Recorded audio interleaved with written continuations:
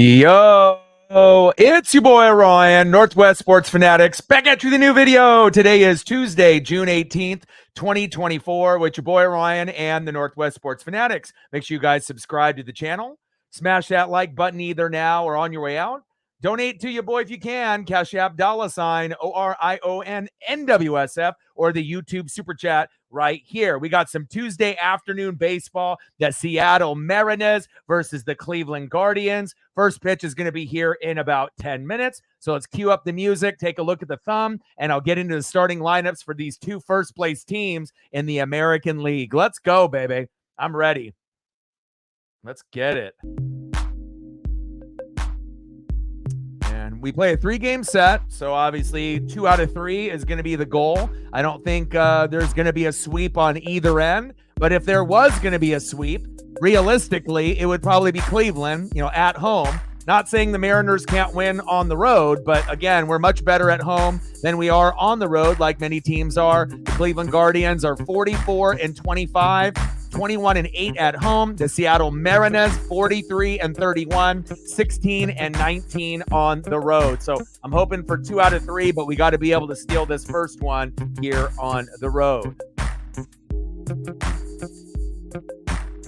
All right, baby. And on the thumb, on the left, with a beautiful sunset there in Cleveland, Ohio, Julio Rodriguez and their stud, Jose Ramirez. Let's get into the starting lineups first for your visiting Seattle Mariners. First place versus first place, baby. You couldn't ask for anything better. Leading off for the Mariners, playing shortstop, J.P. Crawford. Tridents up, baby. Let's go. We need you to get started early and often. Let's go, J.P. Batting second, playing third base, Hollywood, Josh Rojas.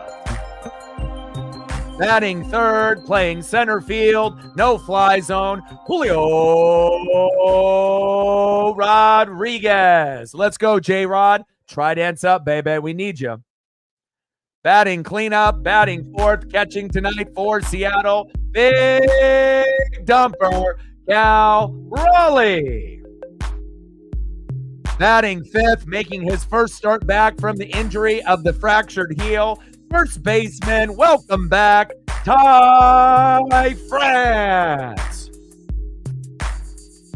Batting sixth, playing left field, Luke Raley. Batting seventh, DHing tonight for the Mariners, Mitch Garver. Batting eighth, playing right field, Dominic Canzone. And batting ninth, playing second base for the Mariners, it's Dylan Moore. And on the mound for the M's with a 5-5 record, an ERA of 3.48. We're trying to get him above 500. Bryce Miller. It's Miller time, baby. Let's get it. And let's get into the starting lineups for the Cleveland Guardians. Leading off for the Guardians, almost batting 400, believe it or not, left fielder Steven Kwan. Now, I wish the Mariners had a player like this. Luis Ariz and Steven Kwan are kind of throwback hitters from the 80s and 90s, and both guys can hit 350 to 400. If Steven Kwan goes 2 for 4 today, he will be batting above 400. That is fucking wild. Nice job, Steven. I'm not a hater. Batting second, playing second base for the Guardians, Andres Gimenez. Batting third, the third baseman all-star, Jose Ramirez.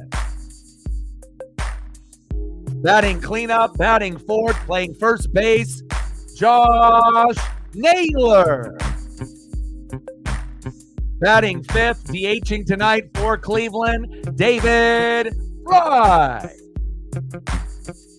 Batting sixth, playing right field tonight, Will Brennan. Batting 7th, playing center field, Daniel Schneeman. Batting 8th, playing shortstop for the Guardians, Brian Rocchio. And batting 9th, catching tonight for Cleveland, Bo Naylor. And on the mound for Cleveland with a 3-3 record and a ERA of 4.10, Tristan McKenzie. All right, Guardians, I see you, baby. Let's go. And like I mentioned multiple times on the stream, make sure you guys are taking care of your mental health. You know, addiction, depression, anxiety, these are things that a lot of people go through on the daily, including myself, or you may have gone through those things in the past. So if you feel like you're slipping into the darkness a little bit, make some minor adjustments to your daily routine. Exercise a little bit more. Go for a walk. Spend time with pets. Eat a little bit better, right? Maybe cut back on the partying and the booze. You'd be really surprised if you make some minor adjustments to your daily routine. You can get back on track a lot sooner. Big facts. Let's go, baby. First place, Seattle Mariners, 43 wins, 31 losses. We haven't had a record like this in 20-plus years at this point. We're trying to win the AL West. And the Cleveland Guardians, another team in first place in the AL Central, 44 wins, 25 losses. First place versus first place. And if we're really being honest about it, the Orioles, the Yankees, the Mariners, the Guardians, and the Royals. One of those 5 teams is going to the World Series in the American League. And then on the National League side, you got the Braves, you got the Dodgers, you got the Phillies, you got the Brewers, and there's going to be one other team that comes out of nowhere every single year. Who will that team be? I'm not sure. But out of those 9 teams, those are the teams that are going to end up making it to the World Series, ALDS, ALCS, and it's very exciting to see what happens here tonight. Let's go, baby. Are you guys ready or what? Let's get it. Jacob in the building. What's good? He said, let's go, Guardians. Gooch in the building. What's good, brother? Let's go. Nah, we need to beat you. All right? We need to be able to beat y'all. You guys are first place, and obviously we haven't forgotten on how the games, have gone, to start off. So game number 1, April 1st, the Mariners won 5-4, right? Then the Guardians came back and won game 2, 5-2. Right? And then obviously in game 3, you guys whooped our ass, and it ended up being an 8-0 shellacking. So you guys have already won 2 out of 3, so we need to return the favor. We need to win 2 out of 3 this time. So you guys have already won 2 out of 3. You guys don't need to win anymore, all right? So we'll see how it goes. GG for the game tonight, but I'm hoping that we can win 2 out of 3. And worst case scenario for us, we win 1 out of 3, but we don't want to get into a point where the Guardians sweep us and we end up, winning 0. We're going to have a pretty tough schedule moving forward, even though we got the easiest schedule from here on out of any team in Major League Baseball. But with that being said, you still got teams like the Guardians that we're having to play, as well as the Minnesota Twins and a few others. After this particular series, we have the Miami Marlins, which is a series that we could potentially sweep to make up some ground if we end up only winning 1 game out of these 3, but we'll have to wait and see. But I'm very excited to see how we play. And again, anytime you end up playing on the road, it's going to be a little bit tougher. You guys won 2 out of 3 on the road. Now it's our turn to return the favor and win 2 out of 3 on the road against y'all. Let's go. Let's go, baby. Eric in the building. What's good? Daniel in the building. What's good, Bubba? How are you? Let's get it, baby. Captain, what's good? Let's go, Ems. You already know what it is.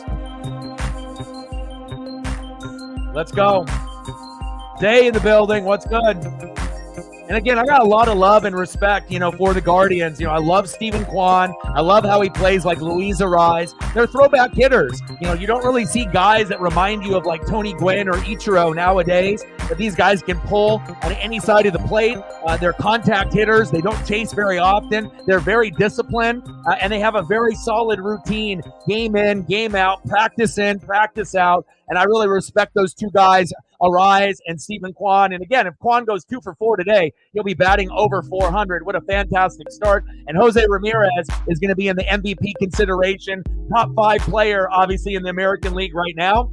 And obviously, we already know you got Aaron Judge and a few others at the top. but you still cannot ever take for granted a guy like Jose Ramirez and Steven Kwan. So I watch you guys very closely, and again, between the Orioles, the Yankees, the Mariners, the Guardians, or the Royals, one of those 5 teams is going to end up making the World Series in the American League. So, hey, we got a good chance between the two of us, and let's see what happens here tonight. Let's go.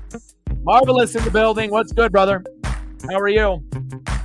Oblivious in the building. What's good? Let's go.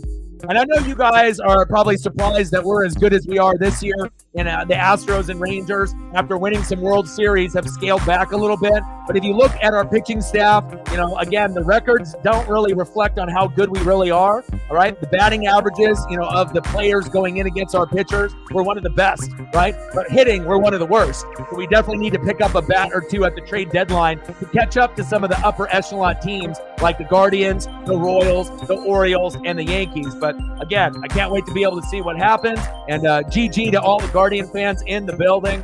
Let's go, man. And again, this is going to be fun. First place versus first place. And again, it's not going to be the end for you guys. You guys are going to be battling the Royals and Twins for the foreseeable future. And at the end of the day, the Royals may end up catching up to you guys and taking the first place spot. But again, until that happens with Bobby Witt Jr. and company, Steven Kwan and Jose Ramirez, you got to remember those names. First pitch of JP Crawford, low and into the dirt, 1-0 count. Let's go, baby. Go, JP. 201 average, 6 homers, 18 ribbies. And considering we have 0 players, batting 300 or higher, it's pretty amazing to look at our record at 43-31. And we got the biggest gap in lead, out of any other conference, in baseball between first place, second place, third place. So again, we've found a way to be able to beat up the A's and the Angels this year. But the big difference is that we've been able to beat up the Astros and Rangers, which in years past we haven't been able to do.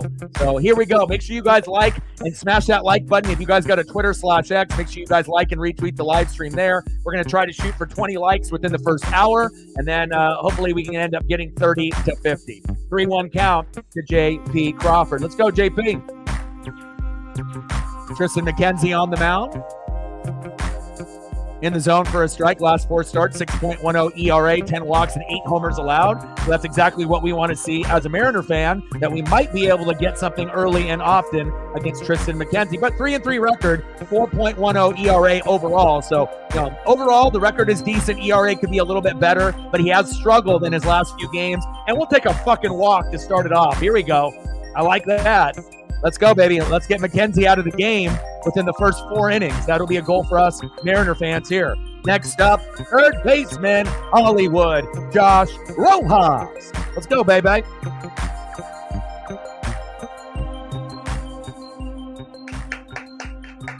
STL in the building. What's good? First pitch to Rojas, low into the dirt. I like this. This guy can't hit the strike zone right out of the gates. And again, what's really amazing about the Guardians, because I'm not a hater, without Bieber Fever, out for the year, Shane Bieber, and you guys are still in first place. You guys are still dominating. You guys are still raking. You guys are still playing really well. And a lot of times when you end up losing a quality player like that, sometimes the team gets a little down on themselves, but not the Cleveland Guardians. They're trying to win first place in the division over 2 quality teams, the Royals and the Twins. And again, I can't wait to see how this series plays out. 1-1 pitch from McKenzie to Rojas. Rojas popped up to right field. Should be a routine play. Yes, it is. 1 away. JP doubles back to first base.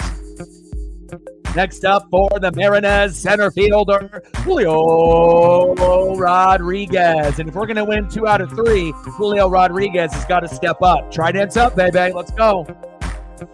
Even if I can't get home runs, singles, doubles, triples, move guys over. Let's go. 268 average, 7 homers, 29 ribbies. For Julio, that's garbage. Let's be honest. He's having a down year, but he's starting to kind of pick it back up. Home runs are down. He had a 30-30 season last year with 30 homers, 30 stolen bags. He won't get the stolen bags. He'll get the 30. But right now, if you're looking at his home runs, he's pacing for like maybe 18 rather than 30. But again, he does have the ability to get very hot very quickly, especially in summer. 0-1 pitch. Pitch is low and into the dirt. 1-1 count. And the more discipline that he has, the better of a hitter that he'll be. Let's go, baby. Make sure you smash the like button if you haven't just yet. We got 35 people watching in this early start. We got almost 10 likes already. We need one more person that's in the room out of the 17. There we go. We got a couple. Appreciate you. Throw to first. The JP is safe. We got 11 likes and we got 17 people on the YouTube side. So for those other 6, if you could smash a like button for your boy, I'd really appreciate it. It'll help out with the metrics. And anyone watching on Twitter/X, salute to you. Let's go. 1-1 pitch to Julio. Julio, right up the middle, double play opportunity. Got 1, got 2. Oh, safe at first. Wow. Wow. Nice run out by Julio there. Should have been a double play there for the Guardians, but we'll take it. 2 away. Next up, catcher, big dumper, Raleigh. Let's go, baby. Let's go, Cal.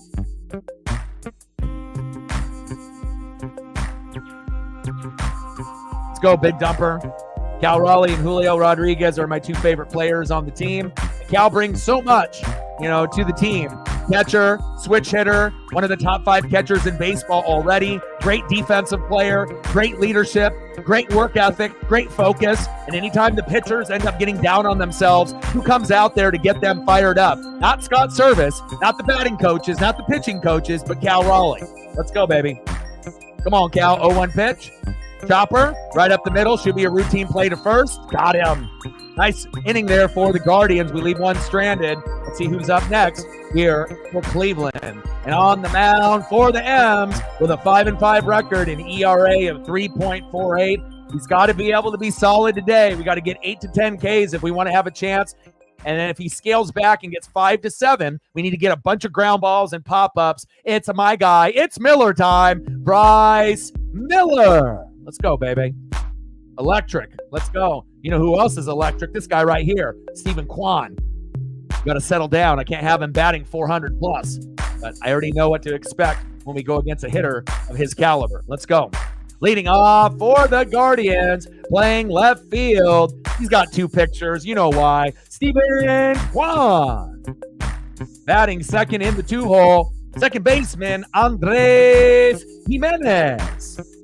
And batting third baseman, their stud all-star, Jose Ramirez. Let's go, baby. I'm ready.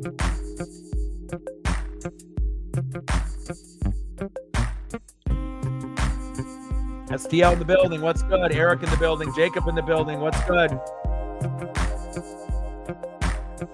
Let's go. Little early start, but obviously it being, a Midwest game, not a West Coast game. Early for us here on the West Coast, obviously being 3:48 in the Midwest, 5:48, East Coast, 6:48. And again, we'll be doing this game tomorrow. I got Steven Kwan on the thumb for tomorrow to give him a salute, so that way I'm not just using Jose Ramirez on every single thumbnail. So I got that done as well. And then the third game is on really early, like 10:30 in the morning, and I might have some plans. So I haven't decided yet if I'm going to end up doing the third game on Thursday at 10:30 in the morning. I'm leaning at more than likely doing it, but I do have a friend coming in out of town to visit me in Paisley, so I got to kind of see the timing of it all since they're going to be coming around lunchtime and the game should be ending around that time for me, so I'll let you guys know. But we will be live tomorrow, same time, same place, 3:30 Pacific, Mariners and Guardians, game number 2. Leading off for the Guardians, left fielder, Steven Kwan. First pitch for a strike to Bryce Miller to Steven Kwan. I like that. Let's go. 0-1 count.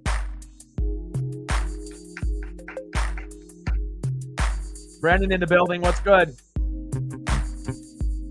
398 average, 4 homers, and 17 ribbies. And there's not very many players that are as good as Kwan or Luis Ariz. You got to think, what the hell were the Minnesota Twins and the Marlins thinking, letting Ariz go all the way to the Padres? I don't know what's going on with these organizations, but anytime I see a player of that caliber, Kwan right now is playing like Ichiro Suzuki, and Luis Ariz might be the best pure hitter in baseball right now. Pitch is on the corner, but a little low. 2-1 count. 21 multi-hit games for Steven Kwan.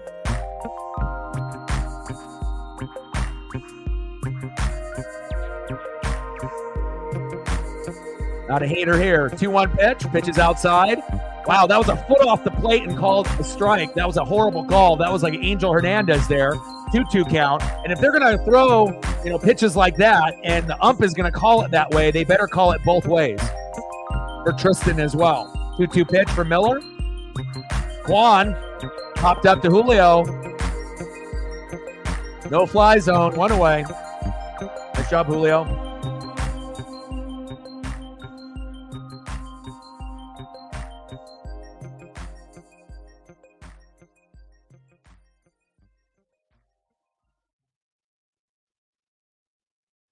Keep it up, Julio. We need some good defense today.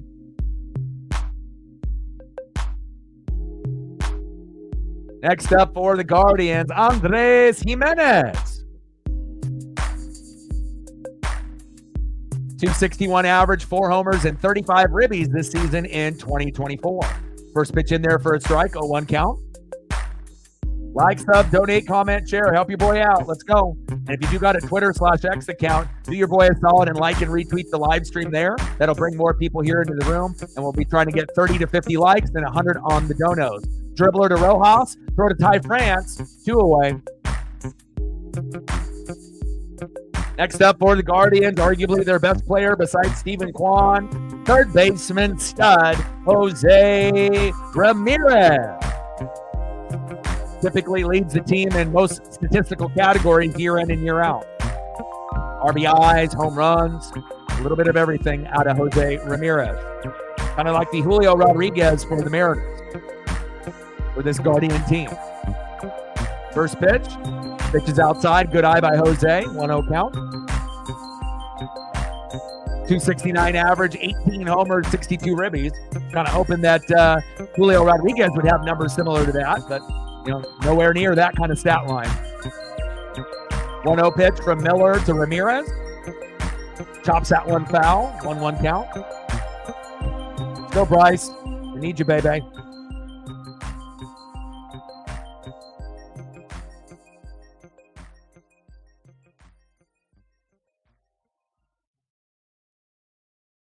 One pitch from Miller to Ramirez. Chopper towards first base, foul.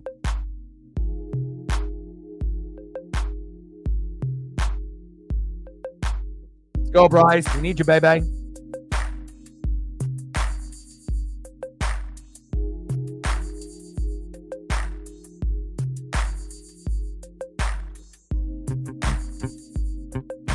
One-two pitch from Miller to Ramirez. Popped up. In foul territory. Hollywood Josh Rojas is there. There we go. 1-2-3 inning. I like that. Nice job, Bryce. Didn't get the Ks, but again, how often are you going to get Ks on Quan, Gimenez, and Ramirez? Probably not that often. So at least that we didn't give up 1, 2, 3, 4 runs in the first inning, which is a good sign for Seattle when we're on the road. We want to make sure we keep it close as long as we can. All right, let's see who's up here in the top of the second for my Seattle Mariners. Coming off a fractured right heel, making his first game back, a return, first baseman, Ty France.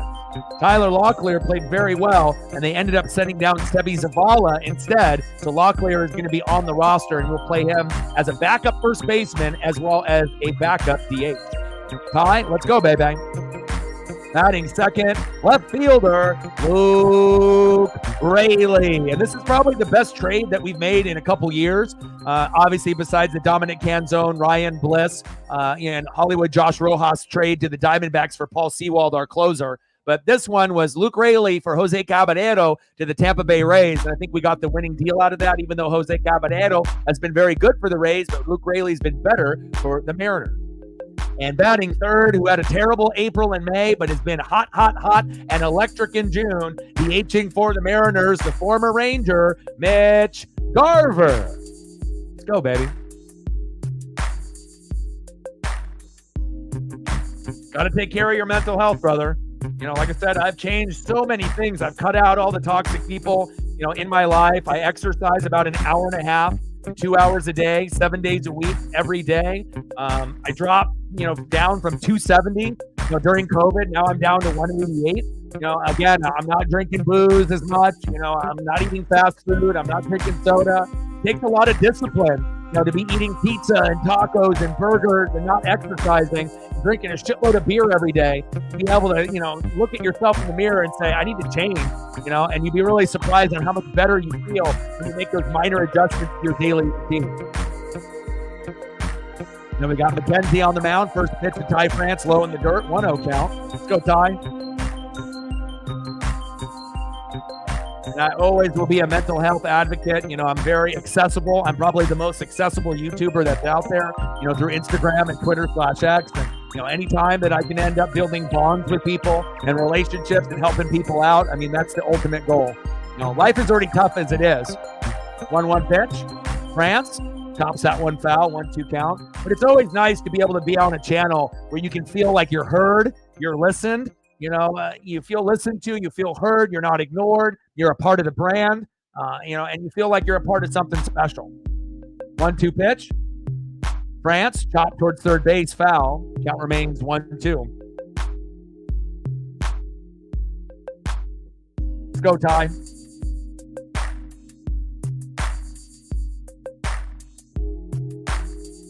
We're at 15 likes. We need 5 more to hit the goal. We got 34 minutes to hit that number.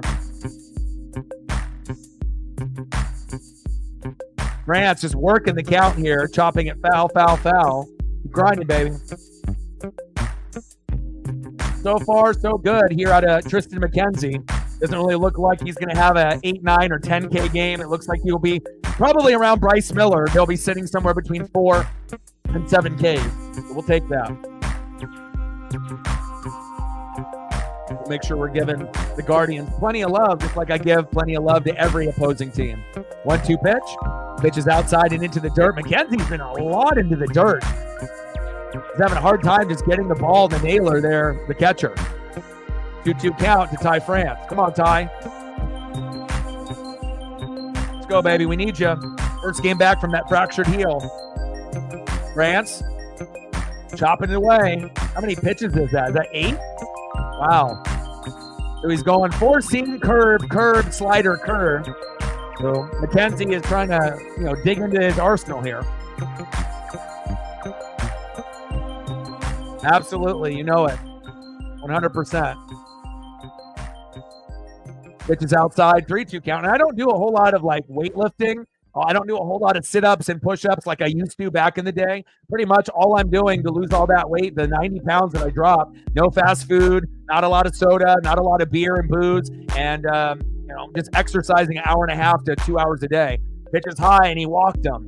But again, I got a pup, that's American Staffordshire, which is kind of like a pity type of breed. So those types of dogs have to be walked a lot. So we usually do a 45-minute walk first thing in the morning, 6, 7 a.m., 8 a.m. in the morning, and then a walk around noon, and then walk late at night when there's nobody around, usually at 8, 9, 10, 11 o'clock at night. So, but it takes a lot of discipline, and if I didn't have my pup, I probably wouldn't be in the shape that I'm in, and I probably wouldn't have the mental health that I would have right now either. So, big facts. My mind and my mental health was in the gutter, for a long time, and getting the pup definitely made a big difference in my life. Next up in the box, left fielder, Luke Raley. Let's go, Luke. Nuke it, Luke.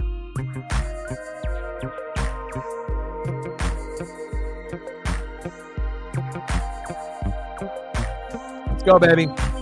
254 average, 7 homers, 19 ribbies for Luke Raley. And him and Cal Raleigh are best buds. So I love the work ethic that these guys bring to the team. Pitch is low, out of the strike zone, 3-0 count. Got to take advantage of this pitcher not being able to hit the strike zone. So as long as we're not casing it garbage, we should be good here. 3-0 pitch from McKenzie to Raley. Have patience, Luke. 3-0 pitch. On the corner for a strike, 3-1 count.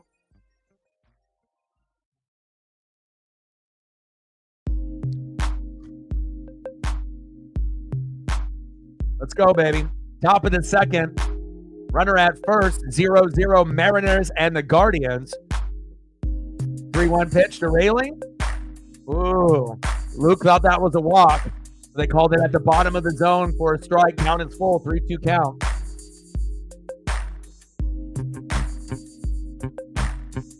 Let's go, Luke. Settle in here. Don't get too overly excited.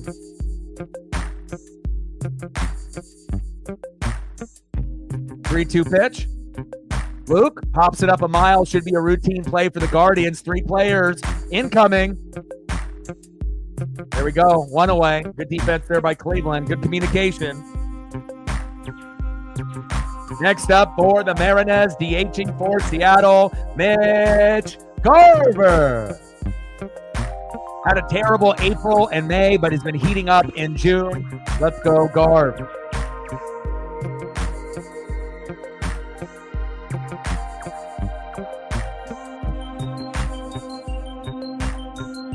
A lot of hard work has gone into this channel. I've been full-time now for 3 years.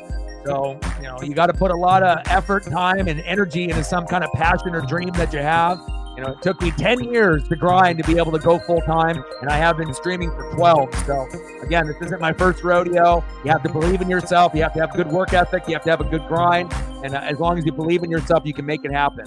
No matter what you do, everyone is talented. Everyone's got talent on something that they can do in life. It's just a matter of finding something that you are passionate about, that you can get paid on, and that you can actually enjoy what you're doing instead of just working a shitty 8-to-5 or 9-to-5 job that you hate. 2-0 pitch from McKenzie to Garver. Garver popped up. Should be a routine play. 2 away.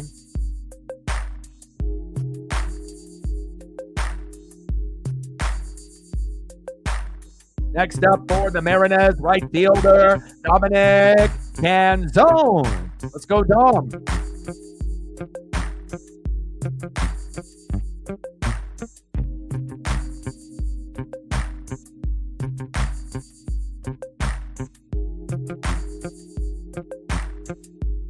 First pitch to Dominic Canzone, low into the dirt.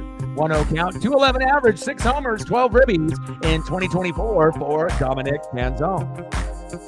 Go, Dirty Dom. Like, sub, donate, comment, share, help your boy out. You got a Twitter/X account. Do your boy a solid and like and retweet the live stream there. That'll bring us more people. And if you haven't smashed the like button just yet, please do. That'll help us out with the algorithm and get us more people in the room. Top of the second, 0-0, Mariners and Guardians. Runner at first, 2 outs. 1-1 count to Canzone.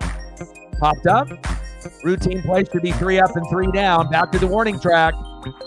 And there it is. Good defense there by the Guardian.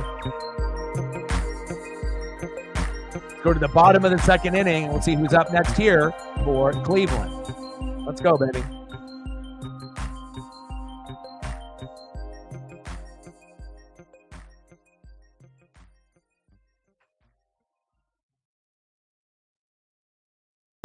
Due up for the Guardians, first baseman, Josh Naylor.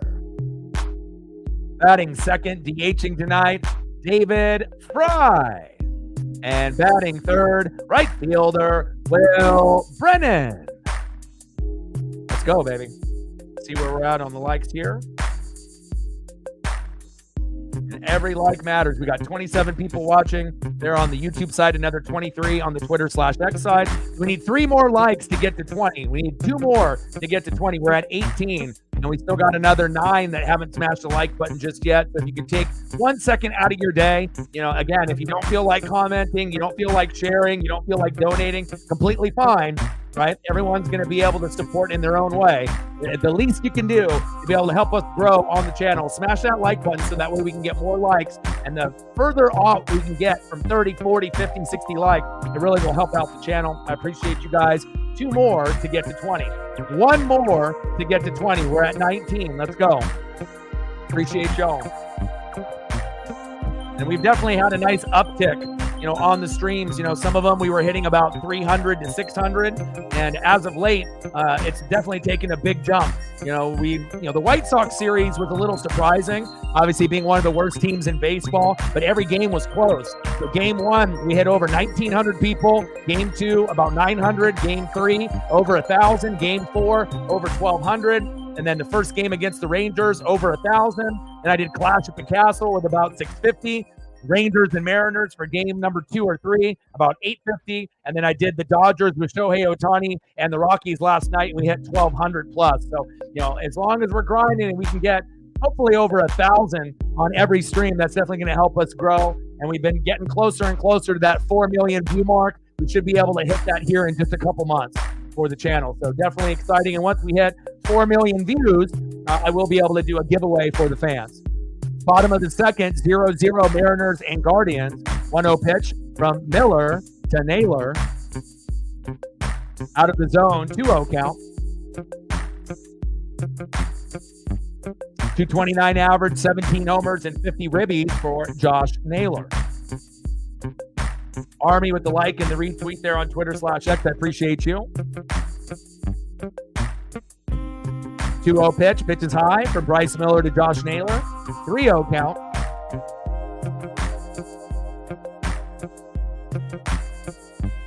Matt's finally in the building. What's good?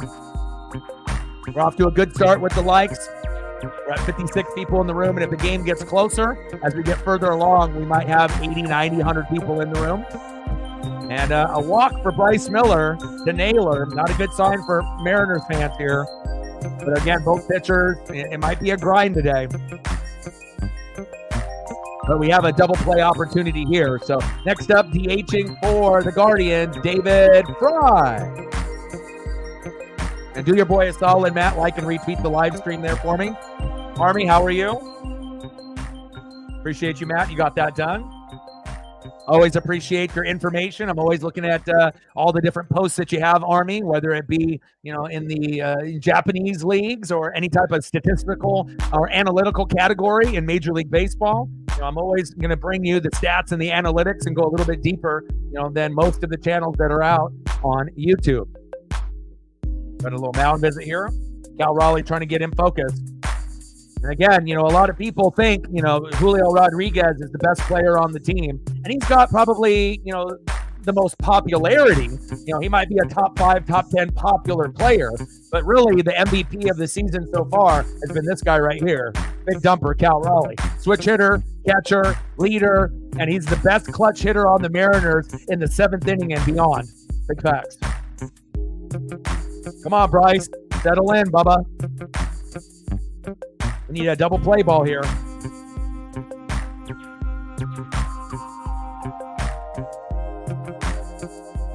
Always, man. I got to. Full-time job, so I got to be able to grind it out. Got a lot of bills to pay. And again, if I work this hard to be able to get to this point, there's a lot of people that would love to be in my position. But again, the effort and the time and the energy, the reading, the film study, again, it took a long time to get to this point. And this is what I was always anticipating, at this, juncture, to be able to watch the first place Mariners, which we haven't really been this good in 20 plus years, going against a first place Guardian. We have never been this good, this late, since like 2003. So again, I know we're going to win the American League West. It's going to be the Orioles, the Yankees, right? The Mariners, the Guardians, and the Royals. Those are going to be the 5 teams, and one of those teams is going to go to the World Series. And then you got the Braves, the Dodgers, the Phillies, the Brewers, and there'll be one magical team that comes out of nowhere that'll join that other crew, and that'll give you the 10 teams that will more likely be representing in the American League and the National League, and then going to the World Series. But those are the best 9 teams in baseball right now, and things can change. Obviously, teams that were very hot early on can fade late. With the Yankees, depending on their health and the pitching and the health of their studs with, Juan Soto and Giancarlo Stanton here and Judge, they may scale back a little bit. But again, the Orioles and Yankees are going to go at it, just like the Royals, Guardians, and Twins are going to go at it. And I feel that we have pretty good control over the Astros and the Rangers, but you would assume at some point, one of those teams, if not both, will get a little bit better as the season goes along. Otherwise, they're going to be right there with the Angels and the A's, and then we're just going to take off and just be 15 games up, and they're never going to catch us. Pitch is outside, 2-2 count to Will Brennan. Megan in the building, what's good? Let's go. Like, sub, donate, comment, share, help your boy out on the Twitter /X. Do your boy a solid there. Let's try to get to 30 to 50 likes. It'll definitely help us out, and 100 in the donos. Chopper foul, 2-2 count by Will Brennan. 239 average here in 2024.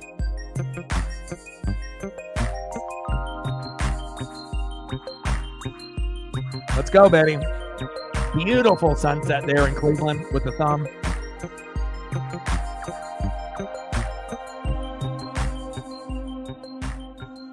2-2 pitch. Pitch is high and outside. Good job by Cal. That would have definitely advanced the runners if that wild pitch wasn't caught. Cal does so many things for our pitching staff, and Brian Wu is our best pitcher. Logan Gilbert probably is number 2, and we still need to get Bryce Miller, Luis Castillo. We need to be able to get all these guys on the same page. George Kirby as well. Julio, off a bounce. Bases loaded. Good opportunity here for Cleveland, and we have no out. So you have to think that the Guardians are going to put up at least a run or 2 in this inning. Come on. That's the problem. Bryce Miller is probably our number 5 pitcher, and again, so if I was going to go based off the rotation, I'm probably going, even though Brian Wu is, supposedly our 5-hole pitcher, Brian Wu is our best, then probably Logan Gilbert, then George Kirby, then Luis Castillo, and Bryce Miller. So we got to find a way. Come on, Bryce. Don't choke. Not a good look here for the Mariners. Great for the Guardians if you're a Guardian fan, which I know we got quite a few in the building. 73 people in the room. Appreciate y'all. Big swing and a miss to Daniel Schneeman. Holy scheming Daniel Schneeman.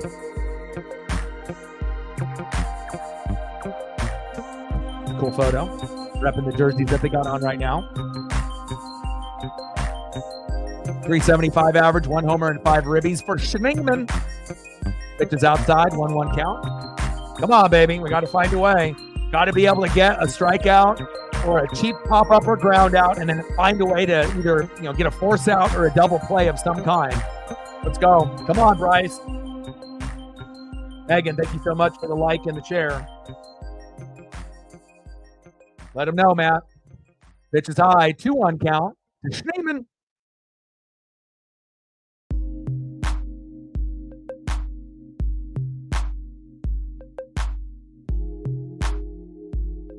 And we're doing good on the sub count, too. We've been gaining some good ground. Only 15 more to get to 20,300. Shout out to all the amazing individuals in the chat. Appreciate y'all. The support has been electric and great. Nice foul ball for a fan there in about the 15th row.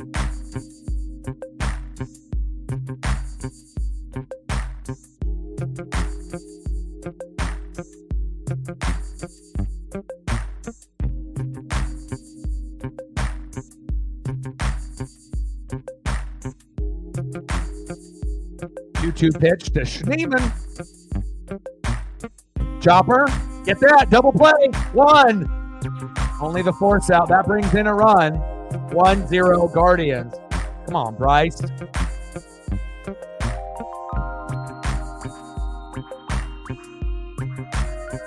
And a lot of our pitchers are about 500, 4-4, 5-5. Most of them have a very, I don't say high ERA, in the high 2s or in the 3s, typically not in the 4s. But Brian Wu is 3-0 with an ERA of 1. And then everyone else, Castillo, Kirby, Gilbert, and Miller, all about 500 record and about an ERA of about 3.5. So again, we got one of the best pitching staffs, but again, we're a bottom 10 hitting team. We need to make sure we make a move or 2 before the deadline, so that way we can catch up to the Orioles, the Yankees, your Guardians, the Royals, the Twins, and that way that we can be a little bit more well-rounded and keep up with you guys. Barayan Arroquio forced out at home. Get him, Cal. Yes. There we go. 2 away. Good defense there by only giving up the 1.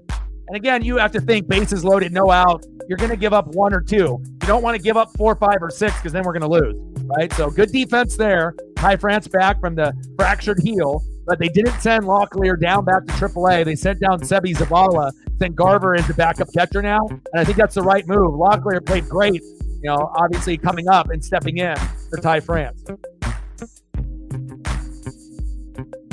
Let him know.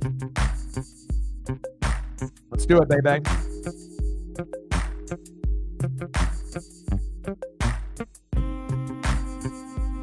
Next up for the Guardians, catcher Bo Naylor.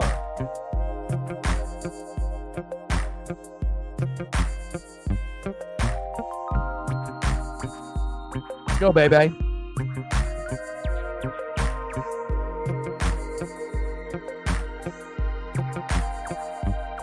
Foul back. Off Cal Raleigh. Hopefully he's okay. 0-1 count. Take a look to see where we're at on the likes. We've got 70 people in the room. Appreciate y'all. All right, we got 28 people on the YouTube side, 50 plus on the Twitter/X side. We got 22 likes. We need 8 more to get to 30. Let's go. And that'll help out with the recommendations as well for people just browsing for MLB action. Pitches outside, 1-1 count. Your number one source for the Seattle Mariners and MLB action.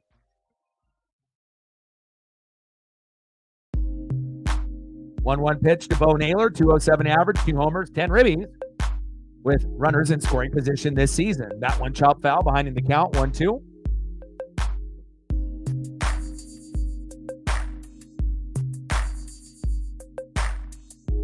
Hope everyone is having a fantastic Tuesday.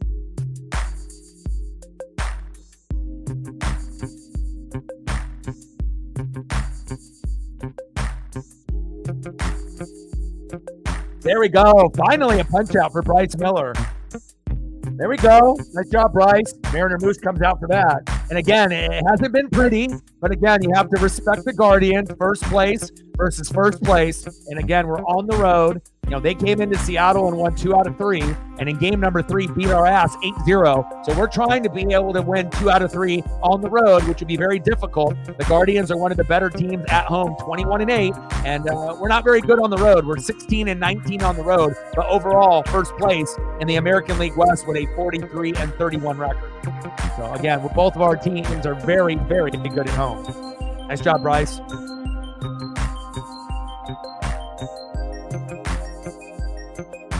Only 1K for Bryce Miller, nothing for McKenzie just yet.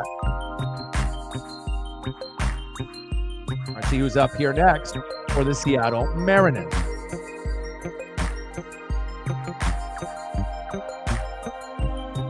Leading off for the Mariners in the 9-hole, second baseman, it's Demo Dylan Moore. Batting second, playing shortstop, base on ball, J.P. Crawford. And batting third, playing third base, 0 for 1, Hollywood, Josh Rojas. Let's go, baby.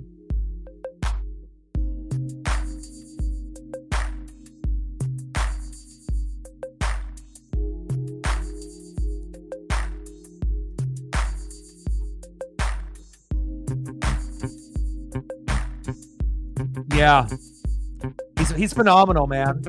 You know, Gunnar Henderson and Adley Rutschman. I mean, they got 2 guys that you could build around in a franchise. I mean, how often do you get 2 young guys coming up in the same time that you could actually build an organization around? The Orioles play fun. They play loose. You know, they're young, and again, they're going to be under the radar, even though they, are right there with the Yankees. Again, it's all about experience and being able to be hot and healthy when it counts. But it's going to be very exciting to see how that plays out, obviously, in that particular division as well in the AL East. Megan with a 5-er. Appreciate you. A couple drinks. Stacks on stacks, racks on racks, little cactus jack. Bang, bang. $5 holla, 95 to go to hit the goal. Let me know what you want for photos during the commercial break, and I gotcha. Demo fouls that one off, 1-1 count.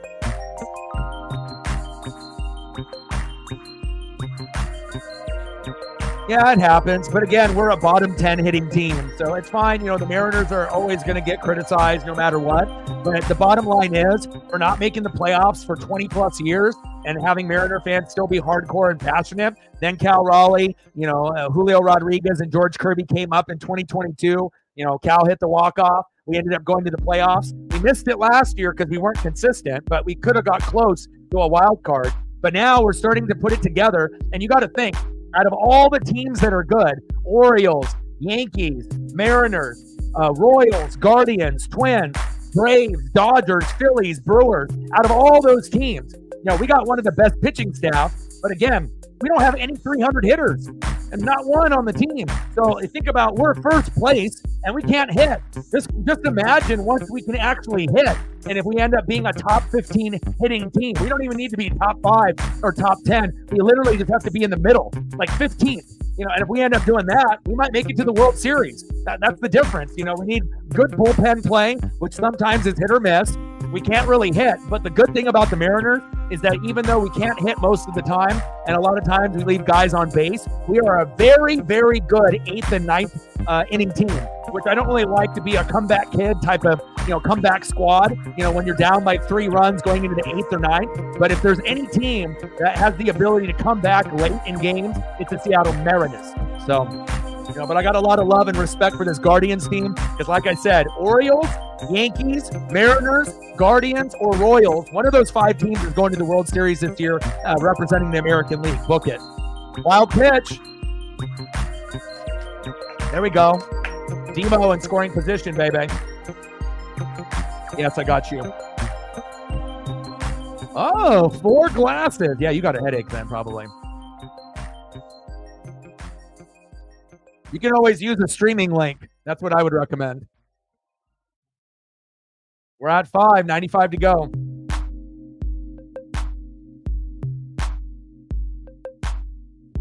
Let's go, baby. Trident's up. Hockey from home. What's good?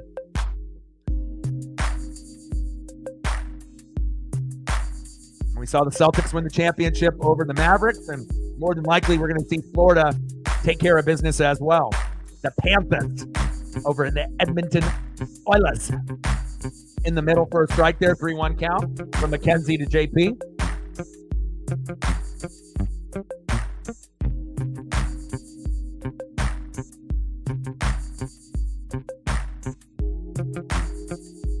Three-one count. JP. Back. Gone!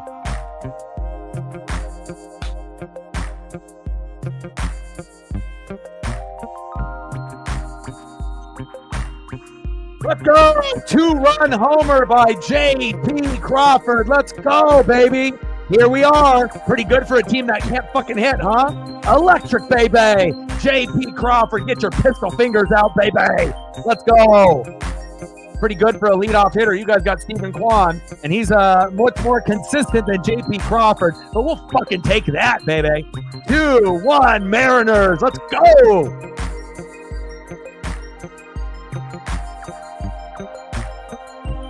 And remember, the Guardians came into Seattle and won 2 out of 3. It's our time to return the favor, and obviously we got to be able to win this game number 1 to give us a chance to win 2 out of 3. Let's go, baby. Oreo, Marvel, great sign. Let's go. It wasn't in a deep home run, but we'll take it. Next up, Hollywood Josh Rojas. And I'll be honest, for watching the Mariners since 1985, this is one of the favorite, I feel like even though we're not fully there yet, we're definitely a contender. I'm not saying that we're World Series bound this year, but in the next 5 years, depending on how things go or even how things go possibly this year, nice base knock by Rojas, I think I've had more fun watching this team, even though they've broken my heart a few times already, this particular season. But with the Cal Raleigh, Julio Rodriguez, George Kirby era, from 2022 to 2042, I feel that 20-year stretch, we're going to have more accolades, more awards, and more big wins than in the team's history. And, I feel that making a World Series or 2 in that 20 years is going to happen. And I think that we'll have a very good chance to win a World Series. We might not win it the first time we go there, but hopefully we get there at least twice in 20 years and we can win one, lose one. Best case scenario, win both. But let's be honest, we'll have to see who the National League team is. Braves, Dodgers, Phillies, or some surprise team like the Diamondbacks. But I like the way that this team is shaping up. Let's go. And we still got, room to improve in the bullpen. We got room to get better hitters. So it's we're not even, hitting the cusp of where we could be. But our payroll is a lot less than a lot of these other teams, that pay a shitload of money, like the Dodgers and Yankees. And at the end of the day, I feel as a lot of Mariner fans think, if we have to play the Orioles, the Yankees, the Guardians, or the Royals, we're not afraid.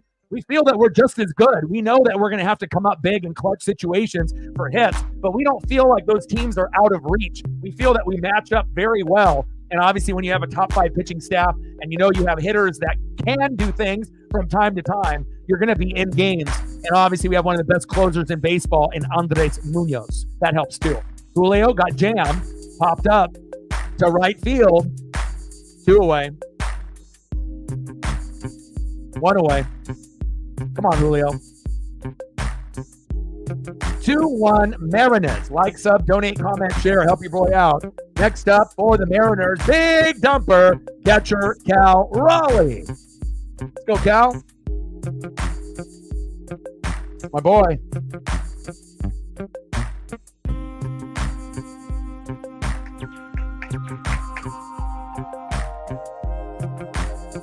There we go. Bobble that baseball. Naylor, we'll take it. We got another runner in scoring position. There we go, Rojas.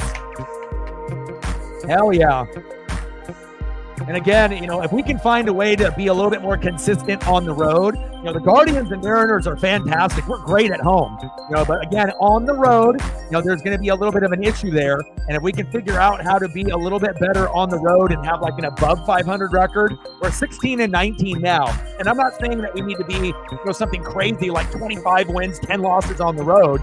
Obviously, if you see something like that, then the Mariners are World Series bound if we got a fucking record like that down the road.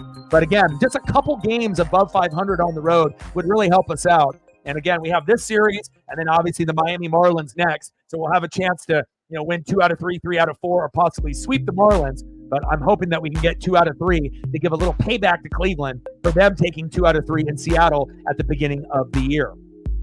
Let's go.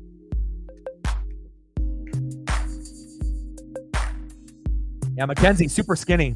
He looks like a high school pitcher or like a college pitcher. Wow, off the wall. That would have been a homer if that wall wasn't so high. Nice RBI by Cal Raleigh, baby. Stand up double. Look at the scoreboard. You know what it is. 3-1 Mariners, baby. Let's go. Let's go. Let's go, baby. That's my boy. Big dumper, baby. 3-1 Mariners. I like that. Guardians fans, they don't like that. But, hey, you got 2 out of 3. You beat us 8-0 the last time we played. We haven't forgotten. Let's go. It's our time. Rangers, Astros, they had plenty of time dominating us. It's our time now. Let's go. And it's really funny. I normally don't have people try to talk shit, through Instagram or Twitter. But of course, it was a Dallas Cowboy fan and a Texas Ranger fan. And he was sending me messages in that last game where they ended up coming back a little bit, towards the end of the game. He definitely got the Hollywood Hogan boot and got the block. But usually I don't get, fans that are that petty, that will have to try to direct message me without following me on Instagram or Twitter. But it doesn't surprise me. If you're a miserable Dallas Cowboy fan, it is what it is. Obviously, if you're a Ranger fan, you won the World Series last year. What are you bitching and moaning about, But again, some fans, they just don't know how to handle their team not being able to win. It's like, fucking A, man, you just won the World Series. How greedy do you want to be? Top of the third, 3-1 Mariners. Wild pitch for McKenzie. McKenzie looks like he weighs like $150. 251 average, 7 homers, 27 ribbies for Ty France. Let's go, baby.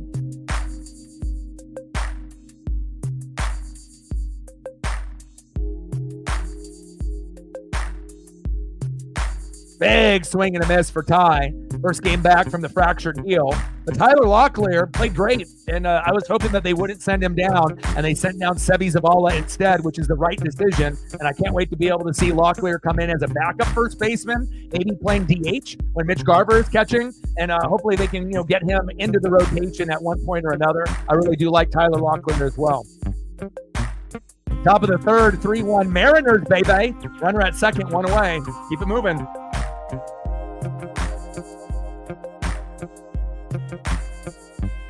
Pitches outside. 3-1 count. You got anything specific out of the regulars you want? You like Stephan? You want Pete Carroll? You want McDonald? Do you want Seahawks? You want Kraken? You want Ichiro? You want Stephan? What specifically where do you want me to start for you? There we go. We'll take a walk there.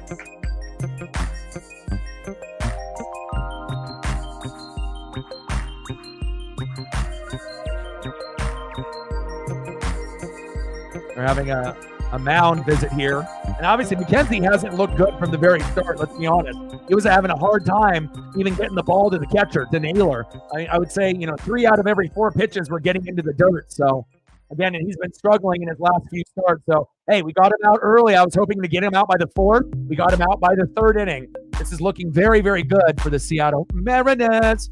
Let's go. Hell yeah, baby.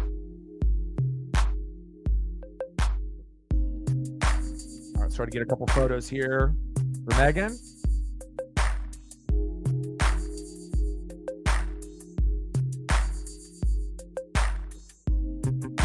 Started off with a little Ichiro for her. Sprinkle in some of the favorites.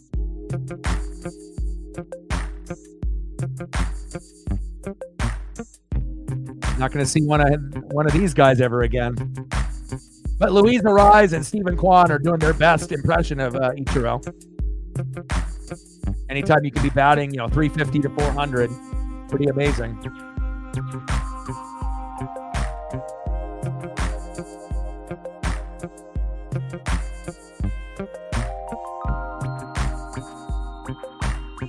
It's crazy though. After the first 10 at bats for Ichiro, he never dipped below 300.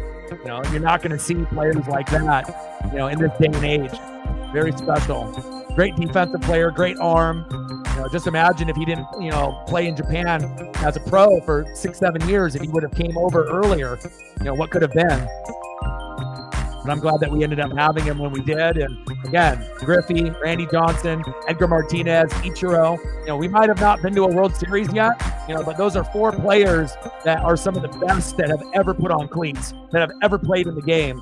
And I'm proud to be a Seattle Mariner fan. And I know one day that, Cal Raleigh, George Kirby, Julio, and a few others, they're going to be able to get their names up there with those guys, especially if we end up being World Series champs.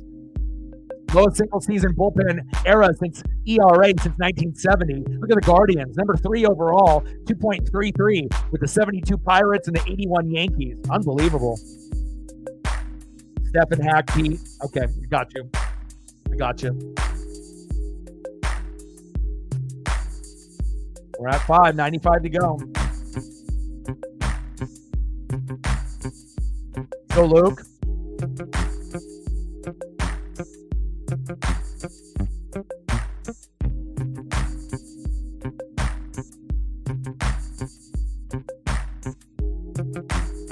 Pitches outside, 2-0 count.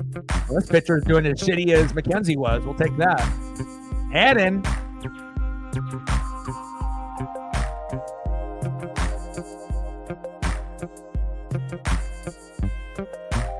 Let's go, baby. 2-0 pitch. Pitch on the corner for a strike, 2-1 count.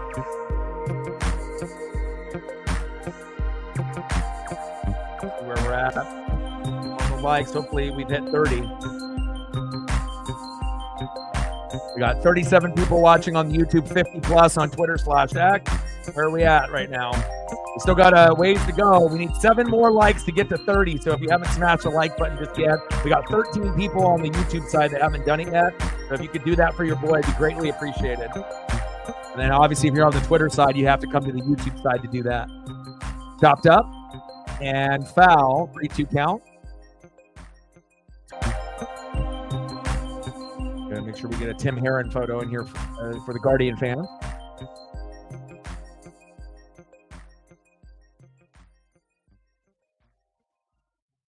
Garv popped up, fading foul.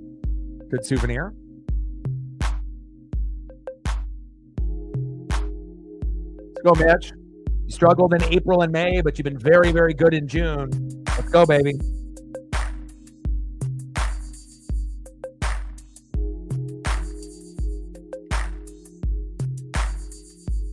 One-two pitch.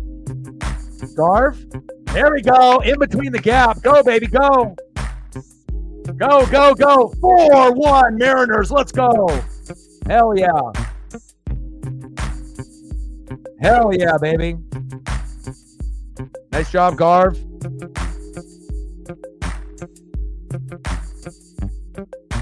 Next up, right fielder, Dominic Canzone. Garv doubled to center. Cal Raleigh scored. Ty France to third, baby. Hell yeah. Shows you how important pitching really is, baby. Let's go. Let's go, M's. Pitch right down the middle to Dominic Canzone. 0-1 count. Let's go, Dom.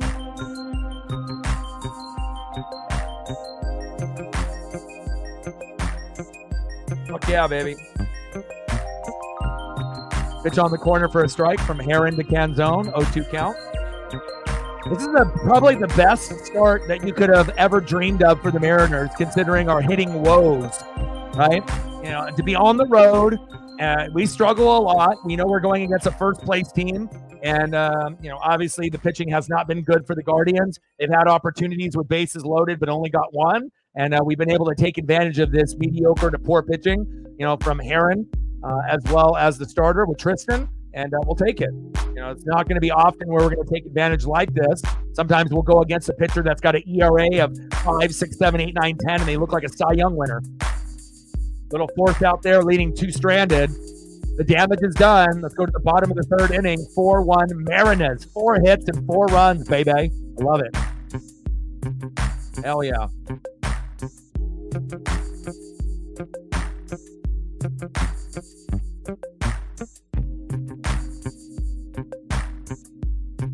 Come on, boy, Cal.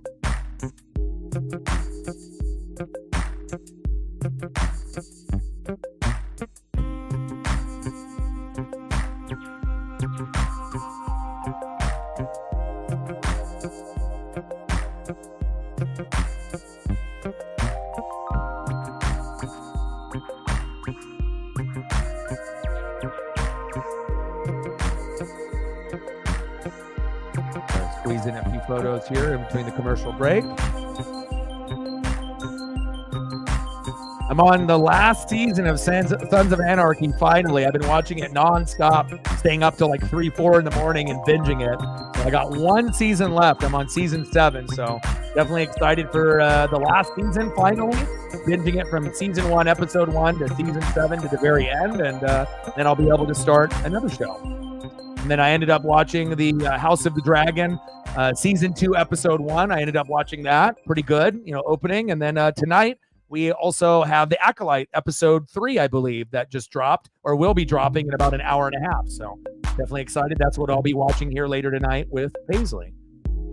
I haven't watched The Boys from season 1, so I want to make sure that I'm starting that from the very beginning, and then I'll get into that particular show and get caught up since that one dropped. And then we have The Bear that'll be released here at the end of the month on FX, and I can't wait for that one. That one's going to be electric, baby.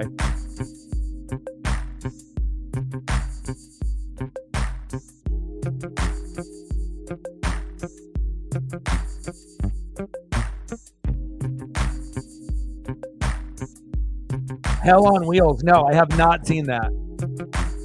I'll always take recommendations, you know, if there's something good to watch after I get done with the show. But I'm a very loyal, like, you know, once I start something, I want to finish it. I don't like to start multiple shows.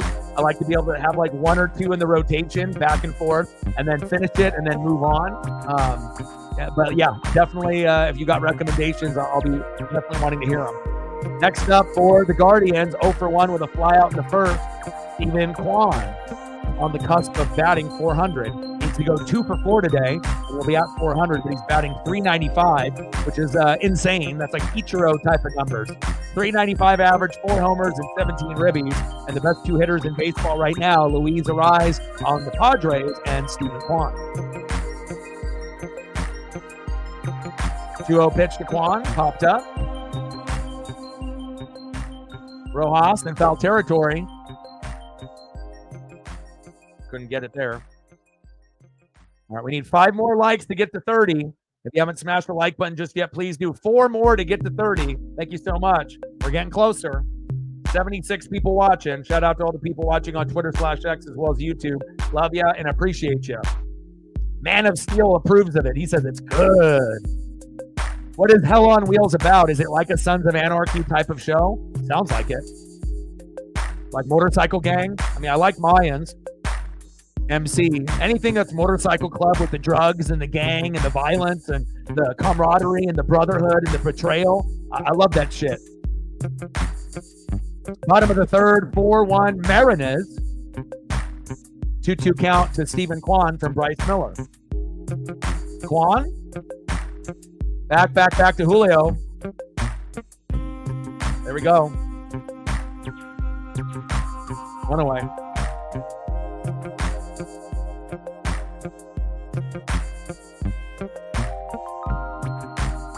There we go, baby. Nice defense. Next up for the Guardians, second baseman, Andres Gimenez.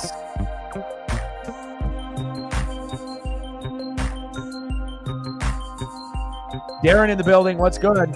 The whole team is back. Ty France, first game back. Gimenez hit up the middle. JP, throw to France, 2 away. JP's got a hit. Rojas has got a hit. Raleigh's got a hit. Garver's got a hit. So we got about half of the lineup that have hits, and then JP Crawford with a homer. Obviously great to be able to see. Look at the RBI leaders. Judge, Ramirez, Ozuna, Alec Bohm. I have not. Oh, that sounds interesting. I definitely would. It sounds like I would watch something like that.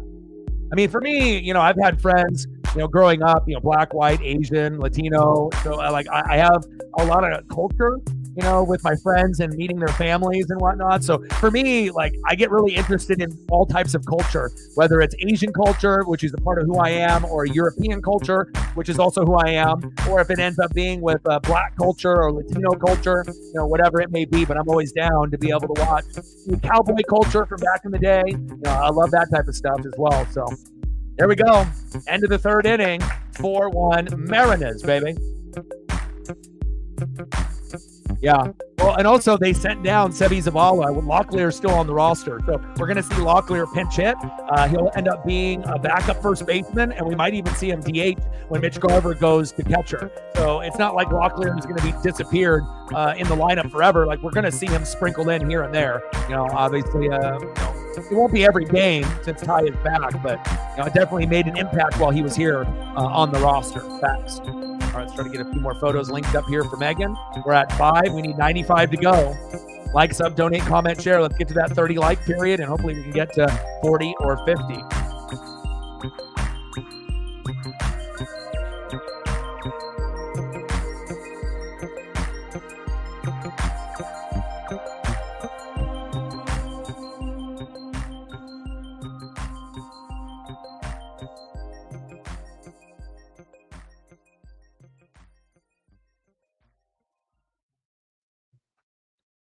Great start. End of the third inning, 4-1 Mariners.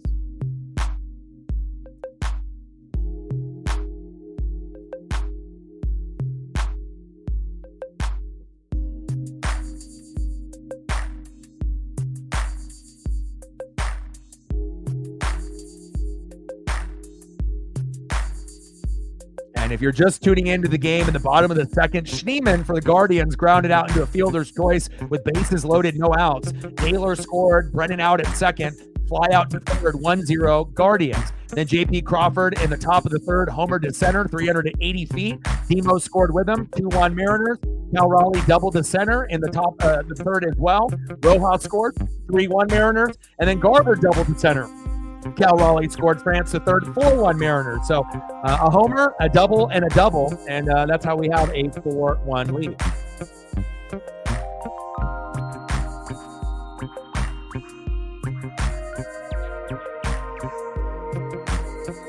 Next up for the Mariners, second baseman, Dylan Moore. Let's go, Demo. Demo, that's a fair ball, baby. Another double. Let's go. Double cheeseburgers for everybody. Slide. Face first, baby. A home run and 3 fucking doubles. JP with a homer, 2-run jack. Raleigh with a double. Mitch Garver with a double. Dylan Moore with a double. Double cheeseburgers for all. Let's go. Next up, shortstop, JP Crawford. Let's go, baby.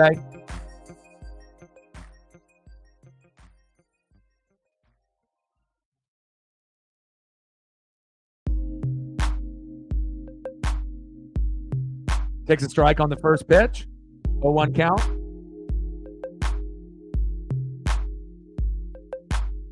Come on, JP.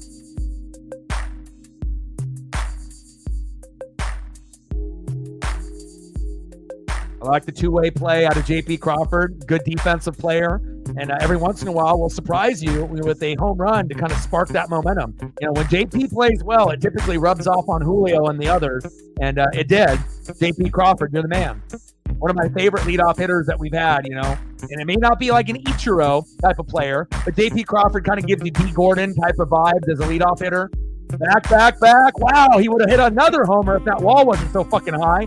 Another double by J.P. Crawford. 5-1 Mariners. You already know we're winning this game, baby. Double cheeseburgers for all. Guardian fans are very quiet right now. They disappeared. It's all good, man. You guys beat our ass 2 out of 3, right? And I didn't quit the stream. I kept going, right? Not over yet. Top of the 4th, 5-1, but it's looking pretty fucking good for the Mariners right now. We haven't forgotten about that game number 3 when we lost 8-0, okay? That was embarrassing, but we're still here. 5-1 Mariners, baby. Big swing and a miss for Hollywood Rojas. Let's go. 1 for 2 with a single in the 3rd and a run. Nice to be able to see the Mariners actually playing some decent ball on the road. Normally we don't. Normally we would be down 5-1 right now, let's be honest. So feels good to actually play well. Yeah, Zay, you're always here. You're always supporting.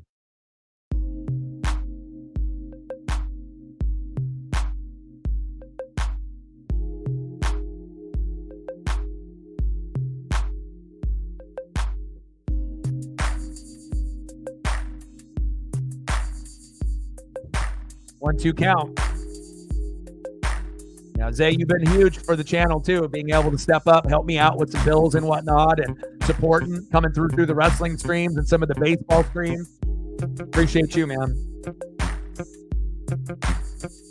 Top of the 4th, 5-1 Mariners. But at the end of the day, you guys won 2 out of 3 in Seattle. We're going to try to win 2 out of 3 here in Cleveland. But at the end of the day, we're 2 of the top 5 teams in the American League. And there's a good chance that one of us or both of us may go a little bit further than people think. You know, everyone talks about the Royals or they talk about the Orioles and the Yankees. I think that they don't really talk about the Mariners or the Guardians as much. And that's fine. If you want to sleep on our teams, we'll definitely take it.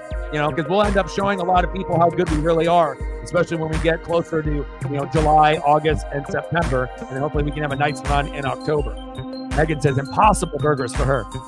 Top of the 4th, 5-1 Seattle. Runner at second. So many doubles.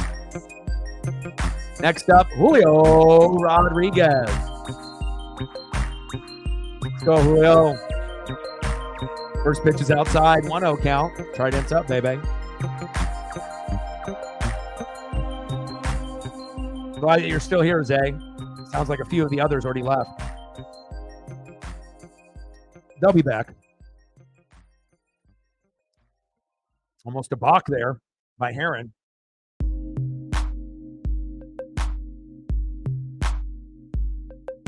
Oilers and Panthers starting soon. Florida should end up winning the Stanley Cup here tonight. 0-1 pitch. Big whiff there, 0-2 count to Julio. All right, Oblivious didn't leave, good. Got to hang out, you know, like I said. And sometimes the games are going to go your way, sometimes they're not, but there's still plenty of time. You know, once our starting pitcher goes out, we'll see what comes in. And again, pitching can control the whole matchup. You know, if you don't have a good pitcher, you know, this is what happens. You know, if you have a couple guys that are not playing well, throw to first, Julio, 2 away. But things can turn around. You can be up 5-1, you know, and then go into the 7th inning and then have a nice little rally and then end up winning 6-5. You know, I've seen it happen a lot. Like the Mariners against the Royals, we were up 7-0, and then we ended up losing 9-8. So again, you know, 7 runs in the 1st inning still wasn't good enough for us to be able to win. So again, it's not over yet, but again, a great start for the Mariners on the road. It ain't over till it's over. Popped up. Should be a routine play there. Raleigh. And there it is. We leave one stranded at second. But normally when we start like this and we spread it out with many, many guys, we typically win. So we'll see how it goes. And as long as our bullpen guys don't shit the bed, we'll be fine. I know it's Taylor Saucedo's birthday today. So if he goes in there and fucks it up and gives up, you know, shitload of runs, then, you know, obviously we know the Guardians will make a huge comeback. But hopefully the bullpen doesn't stink after Bryce Miller. But obviously, if you're a Guardian fan, you hope it stinks, so that way you can get back into this matchup. All right, let's see who's up for the Guardians up here in the bottom of the 4th. We're just looking for our payback. We need it. Next up for the Guardians, 0 for 0 with a run and a base on ball. First baseman, Josh Naylor. Batting second, 1 for 1, DHing tonight for Cleveland, David Fry. And batting third, 1 for 1, right fielder, Will Brennan. Let's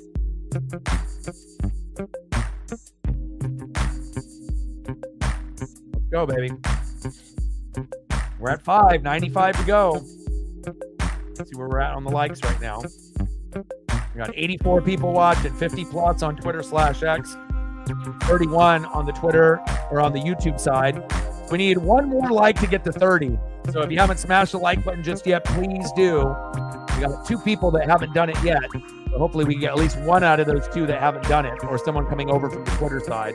We need 1 more to get to 30. Let's go. We're at 29 likes, and that definitely will help. So we might be able to get to 40 or 50 by the time the game ends. That's a good sign.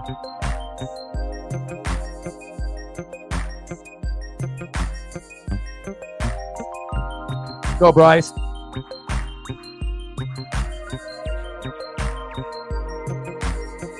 Bryce Miller, 3 innings pitched, 2 hits, 1 earned run, 1 walk, 1 K. And then obviously with McKenzie and Heron, no Ks for McKenzie, 2 for Heron. They got a couple dogs at the ballpark.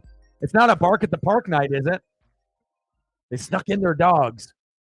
The Guardians have 2 dogs there in the building.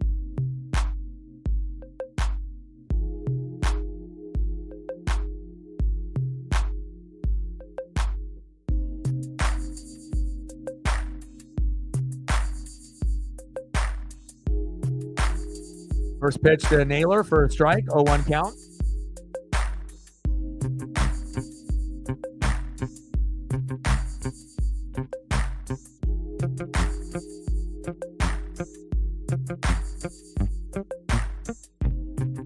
.229 average, 17 homers, and 50 ribbies for Naylor.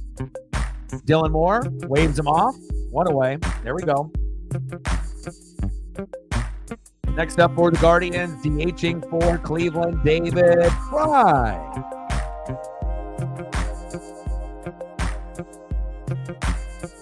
So far, 1 for 1, trying to make it 2 for 2.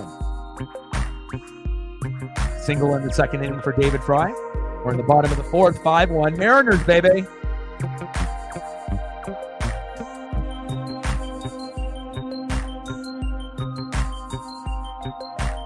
Pitch is high. 1-0 count to David Fry.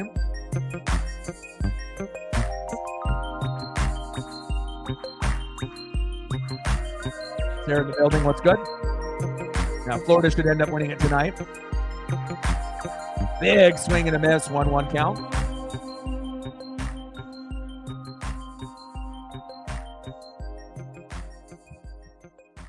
Celtics won, but that was the worst NBA playoffs I've seen in my lifetime. That was terrible. But at least the Celtics get to celebrate that victory. But that was a yawn fest. There was a lot of bad blowouts in the playoffs this year. Popped up. But at least the NHL playoffs were much better. We'll see if the Edmonton can extend the series in the Stanley Cup final, or if Florida will be holding up the cup tonight. Fry flight out to right. 2 away. I appreciate that. Thank you so much. We've definitely been gaining some more ground on the likes and the subs and the views and the whole overall operation of things. We did Dodgers and Rockies last night, and obviously not the most ideal opponent for the Dodgers, and Shohei Ohtani ended up being kind of a good game late when they caught on a nice rally in the bottom of the 9th, and we had 1,200 plus. So it seems like every time I do the Dodgers, we're going to get like 11 or 1,200 people. Wow! Diving grab by Luke Raley. End of the 4th inning. Wow! Luke with that defense, baby.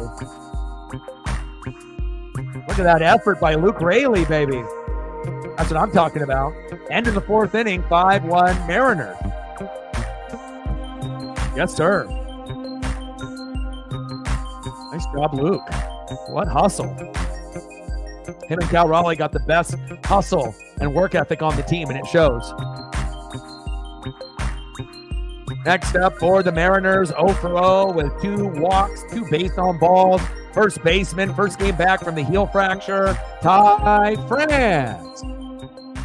batting second this inning, 0 for 2 with that magnificent catch there in left field in foul territory with the K. Left fielder, Luke Raley. Nuke it, Luke.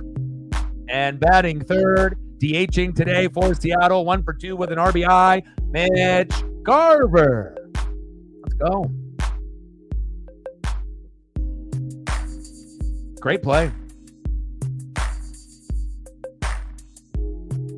Appreciate that. Well, thank you for the like and the share on the Twitter/X. Got another like there on the stream. We got 98 people in the building. Appreciate that. We need one more like to get to 30. We got 38 people on the YouTube side. There it is, 30 on the likes. We need 10 more to get to 40, another 10 to get to 50, and then again, 38 watching on YouTube, 60 on Twitter/X. Let's go.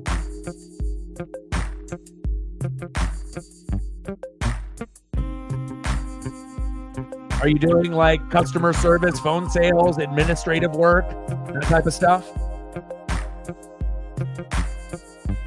Looks like the Guardians are going to their third pitcher now. Now Barlow's coming in. They're just going through pitchers left and right. McKenzie, 2.1 innings pitched, 3 hits, 4 earned runs, 4 walks, 0 Ks. They said, get out of here, Tristan. You need to put on some weight.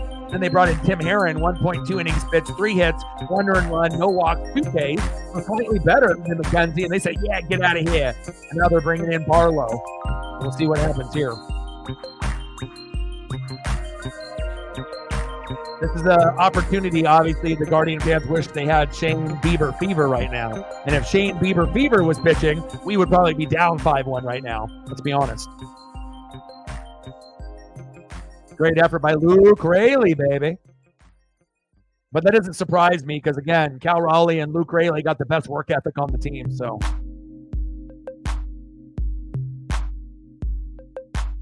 see what Scott Barlow's going to bring here. Look at his hair.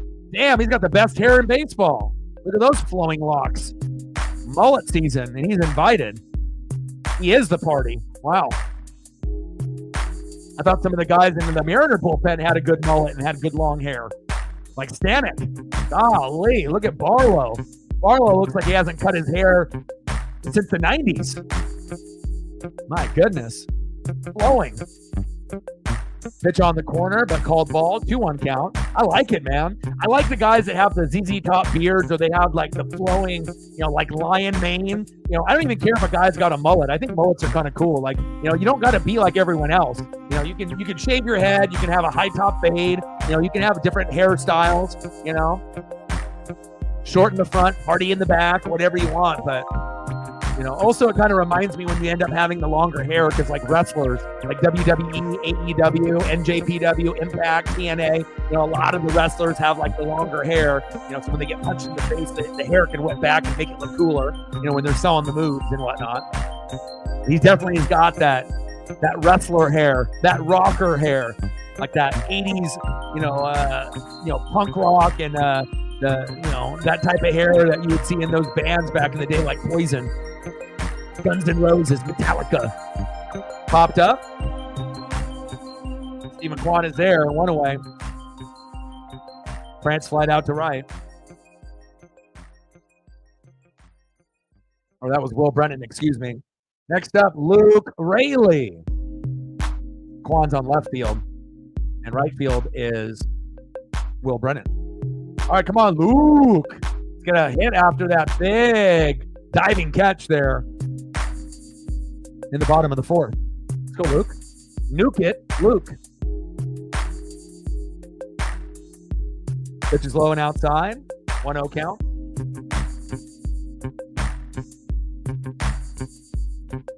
Hopefully we get a few more goats to come through so we can get closer to 100 on the donos with all the bills. Luke. Popped up. Stephen Kwan looking up. Back, on! Let's go! Nuke it, Luke, baby! Your boy called it. Let's go! Yeah, baby! That's what I'm talking about. 6-1 Mariners. Nuke it, Luke. Woo! Let's go! Let's go! Yes, sir! That's what I'm talking about, baby! RBI number 20, baby! Nuke it, Luke. Hey! Next up, DHing for Seattle, Mitch Garver.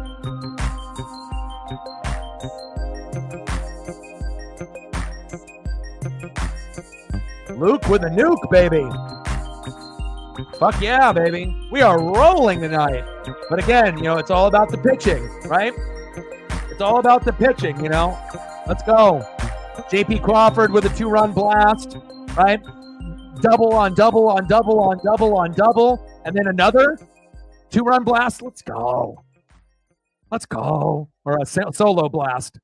We were up 5-1, now 6-1. I was getting ahead of myself. If it was a 2-run blast, then we'd be up 7-1. Reflect in the building. Let's go, baby. Time to get payback. Luke Nukem. Good one. Used to play the video game with Doom and Duke Nukem. 1-2 pitch to Garver. But it shows you, pitching is there. You're going to be able to, compete. But if the pitching isn't there, then this is usually what happens to the Mariners, where we're down 6-1 on the road. So it's very rare for us to have a performance like this against a first-place team. But again, right? Orioles, Yankees, Mariners, Royals, Guardians. One of those teams is going to the World Series in the American League. Braves, Dodgers, Phillies, Brewers, and a magical team that will come out of nowhere will be the 5th team in the National League. So it's kind of nice to know that, both of our teams are 2 of the top 7 teams in baseball. Phenomenal.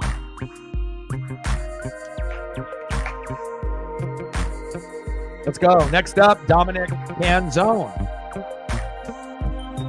Go, Dom. 107 people in the building. Like, sub, donate, comment, share. Help your boy out. We're at 95 to go. And we hit 30 likes. Let's try to get to 50 tonight. And we've been doing really well. Like I said, that White Sox series really took a big, leap into the channel.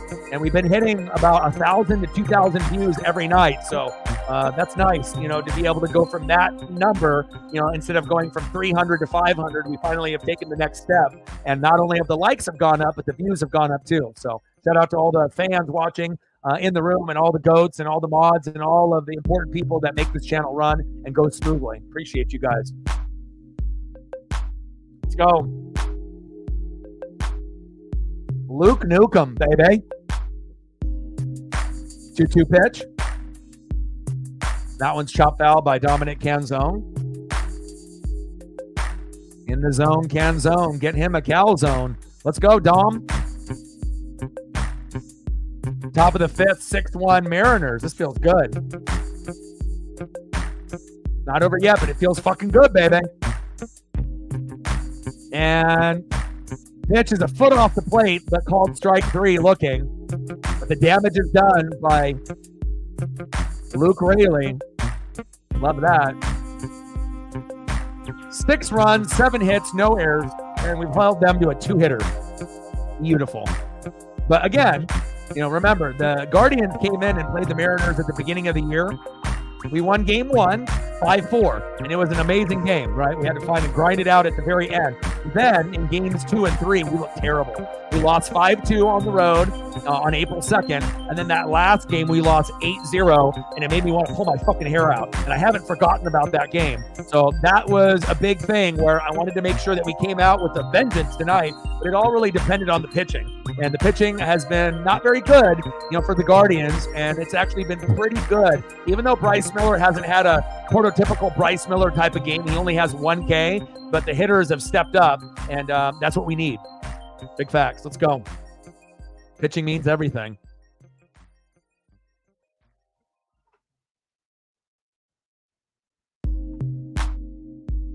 Pitching, baby. And I sent you that graphic, Reflect, showing where we're at on pitching and batting average, and obviously our pitching staff is top 3, top 5. We got one of the lowest batting averages against our pitchers, obviously being one of the top 3, top 5 pitching staffs. But the hitting, though, we don't even need to be top 5, top 10 like the Orioles and the Guardians and the Royals and all the top dogs. Even if we're the 5th best team, between the Orioles, Yankees, Guardians, Royals, Mariners, right? If we can be 15th in hitting instead of, towards the bottom, that could be the difference between the Mariners making it to the ALDS and winning the division and going all the way to the World Series.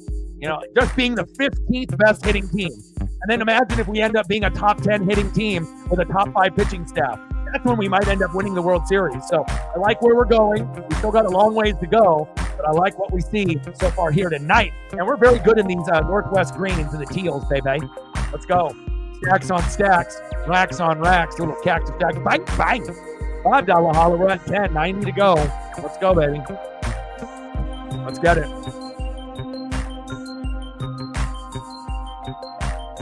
But again, Yankees, Orioles, Royals, Guardians, Mariners. One of those teams is making the World Series for the American League, and I'm not afraid of any of those other four. I respect the Guardians. I respect the Royals. The Twins will be sneaking around in that division as well. And even though they'll probably finish in third in the division, it's kind of what we thought that the Rangers, Astros, and Mariners were going to be. 3 deep. But right now it's just us, right? You can't really count out the Twins. They might be a team that sneaks in at some point. We'll have to see how it goes with the Guardians and Royals and Twins later on. And obviously you got Orioles and the Yankees, in the East, and one team obviously in the West, us. So even though some of those other teams have a better record than us, I like our chances against everyone in the American League. And then you got, obviously the Braves, Dodgers, Phillies. And you have to think, with no Spencer Strider and Ronald Acuna Jr., you would assume that the World Series will be either the Dodgers, the Phillies, or, I'm not sure what the Brewers will be able to do late. We'll see if this is a magical year for them. And then there'll be one surprise team from the Central, or, we'll see, the East, someone that will come out of nowhere, and then there'll be that, 10th team. But there's 9 teams right now that look like that they're World Series contenders, and there's going to be that last team, because you've got about a bajillion teams in the Central, all kind of around the same win total. So we'll see who another team is, besides the Braves, Dodgers, Phillies, and Brewers. Who's that other 5th team in the National League that can compete? We don't know yet, but we'll find out after the All-Star break. 1-2 pitch to Schneeman. Always scheming. Daniel Schneeman. 6-1 Marinez. Go Bryce. Miller time, baby. Northwest green. We should just wear these Northwest green every fucking game. Get rid of the blues. Go back to the greens, right?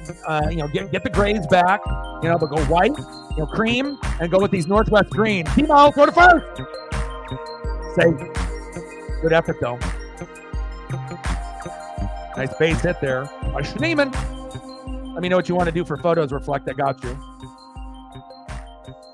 Nice effort by Demo. Nice hit there by Schneeman. Daniel Schneeman.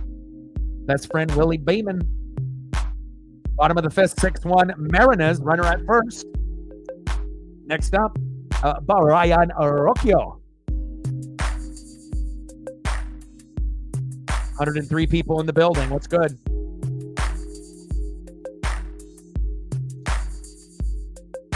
Pitch is in the zone for a strike, but called ball. Come on, ump.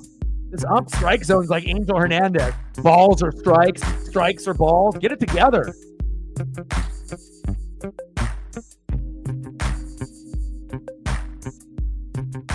Yeah, I get you. I'll get you some USC beef. 1-0 pitch. In the zone for a strike. 1-1 count. And then if Bryce gets this win, which we're looking like we might be able to hang on, it'll put him above 500. We've got a lot of pitchers, except for Brian Wu pitching tomorrow. Can't wait to do the game. He's 3-0, won all 6 starts, right? And he's got an ERA of 1. As far as Luis Castillo, George Kirby, Bryce Miller, and Logan Gilbert, all of them are around 500, around like 4-4, 5-5, or a game below 500. And all their ERAs are either high 2s or in the mid 3s. So that's good. We don't really got guys that are ERA of 4, 5, or 6. And that's really the difference, that even though that we haven't been able to get the run support with some of those other 4 starters, again, they still have the ability to win almost every start that they're out there. Dribbler, Rojas, throw to first. Got him. Let's go. 1 away. Best case scenario in this matchup so far. Mucho doubles and a couple home runs. I love it. Next up for the Guardians, catcher Bo Naylor. 0 for 1 with a K. Bo knows.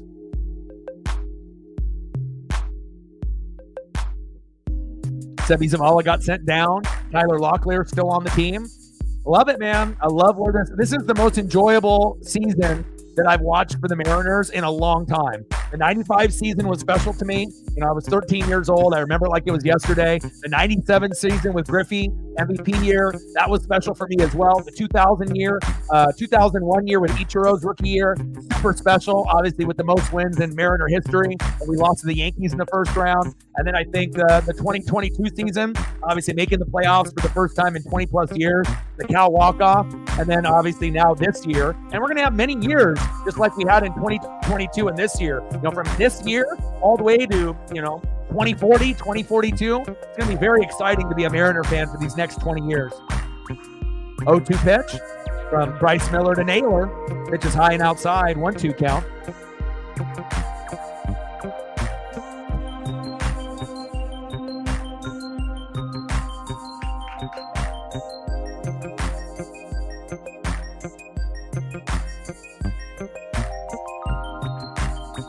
One-two pitch. Chop foul by Naylor. Or is it going to stay fair? It is fair. There it is. Luke Raley. There we go. 2 away. Apo Taco, baby. Next up, the Asian sensation. Always giving you that persuasion. Left fielder, Stephen Kwan. 0 for 2. He needed to go 2 for 4 to bat 400. But the best pure hitters right now are Stephen Kwan and Luis Arraez. They're throwback hitters.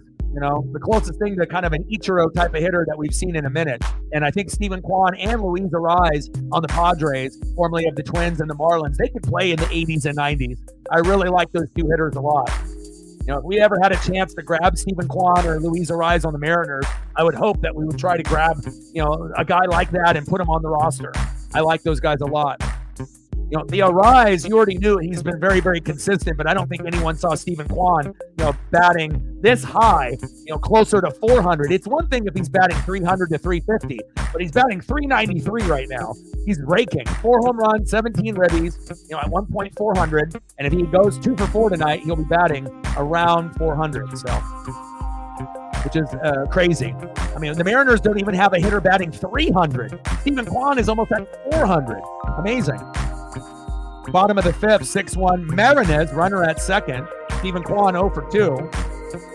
And I'll even throw up an additional photo for Stephen. I'm not a hater. Asian sensation, he needs a little love. Pitch is low and into the dirt, 3-1 count. Last 11 games, a 1.298 OPS, ridiculous. He had a 10% strikeout rate last year. This year, only 7. And that's how you end up batting closer to 400 rather than 300. Ridiculous. Yeah. Kwan, I did a lot of research, obviously, going into the series and try to keep up, with the, I always go to ESPN and I look at all the, the leaders. So I always try to look at the strikeout leaders, the ERA leaders, the home run leaders, the RBI leaders. I try to look at that every night. So then if someone is peaking, and they're not on the Mariners, obviously, I want to be able to see what they're doing. And then I try to keep up on their, games and watch their at-bats and see, why are they doing so much better? And one thing that I noticed with also an interview that I watched with Luis Arraez today, they asked him, what do you think your secret is?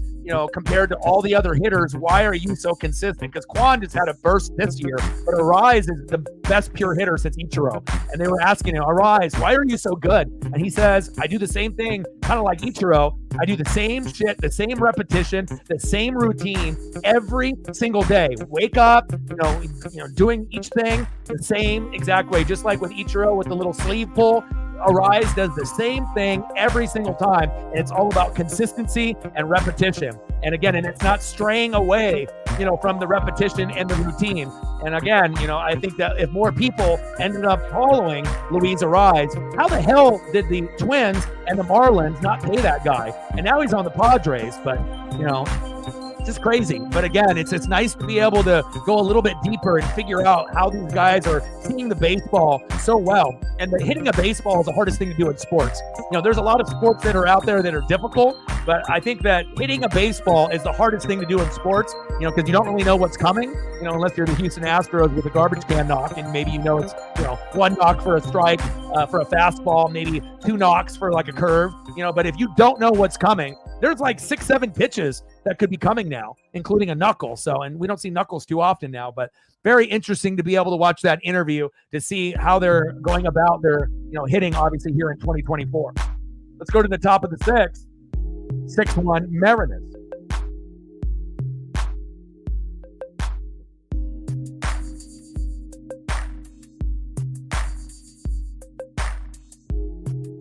Next up for the Mariners, 1-for-1. Emo, back. Go on, baby! Let's go, 7-1 Mariners. Are you kidding me? It's a Demo party. Let's go. Are you kidding me?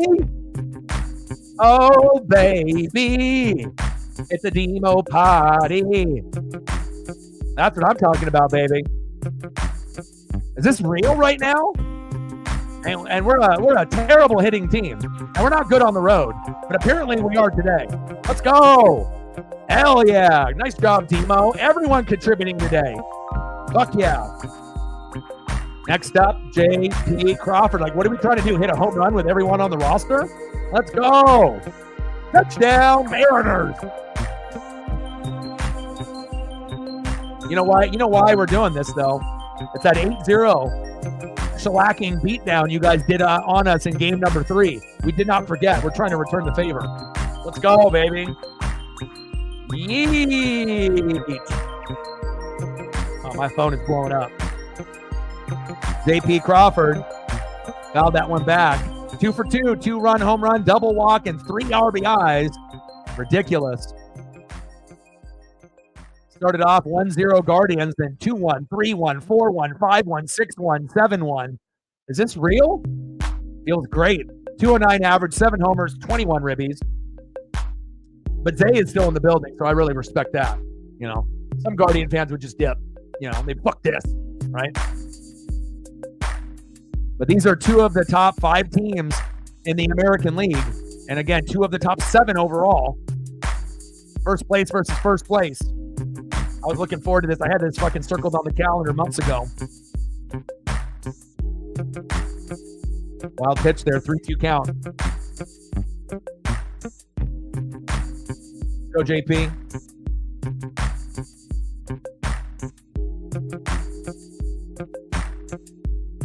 JP crushes that foul. Funny, Jacob, was asking me months ago, are you going to do the Guardian game? Are you going to do the Guardian game? And then he was here in the beginning and he left. It's like, come on, brother. You can't be begging me to do the Guardian games on all of them, right? After you beat our ass 2 out of 3. And then now we're up 7-1 and he disappeared. Come on, Jacob. I know you're a Guardian fan, but you got to stay through the stream, good, bad, or ugly, my guy. Hey, if I have to sit through an 8-0 beatdown and I'm not ending the stream early, you got to be able to stick it out on some of the tough matchups as well. Popped up, but at least Zay is holding it down for the Guardian fan base. That one goes into the front row. Nice grandpa got that.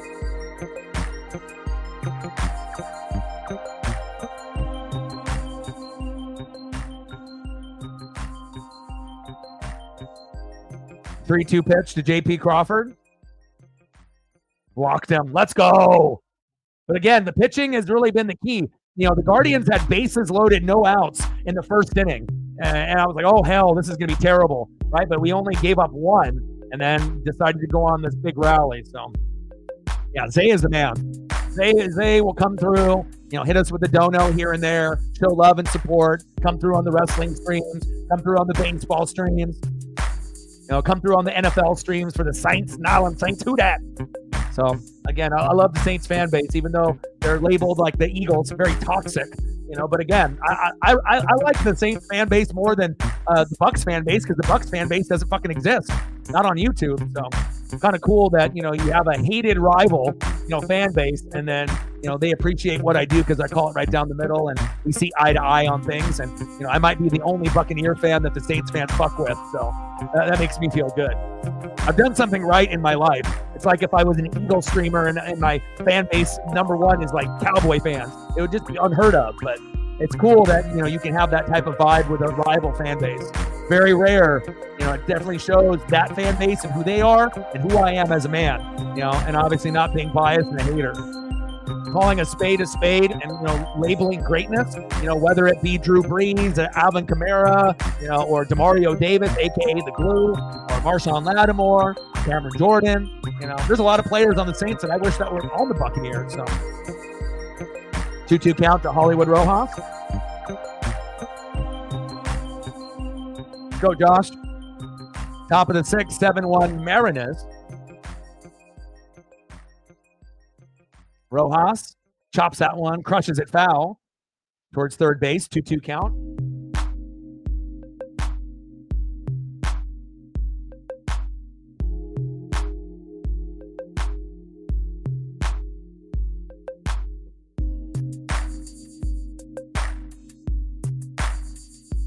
Chopper behind the plate. Count remains 2-2. We're going to throw up another Rojas photo. Give him a little extra luck. 3 photos. That should help.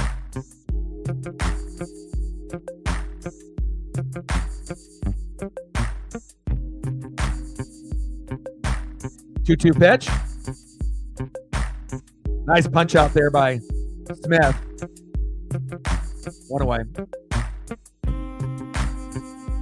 Next up, center fielder Julio Rodriguez looking for his first base knock of the night. Let's go, J-Rod. Trident's up. 0 for 3 with a ground out in the fourth. Come on, Julio, join the party. The water is warm.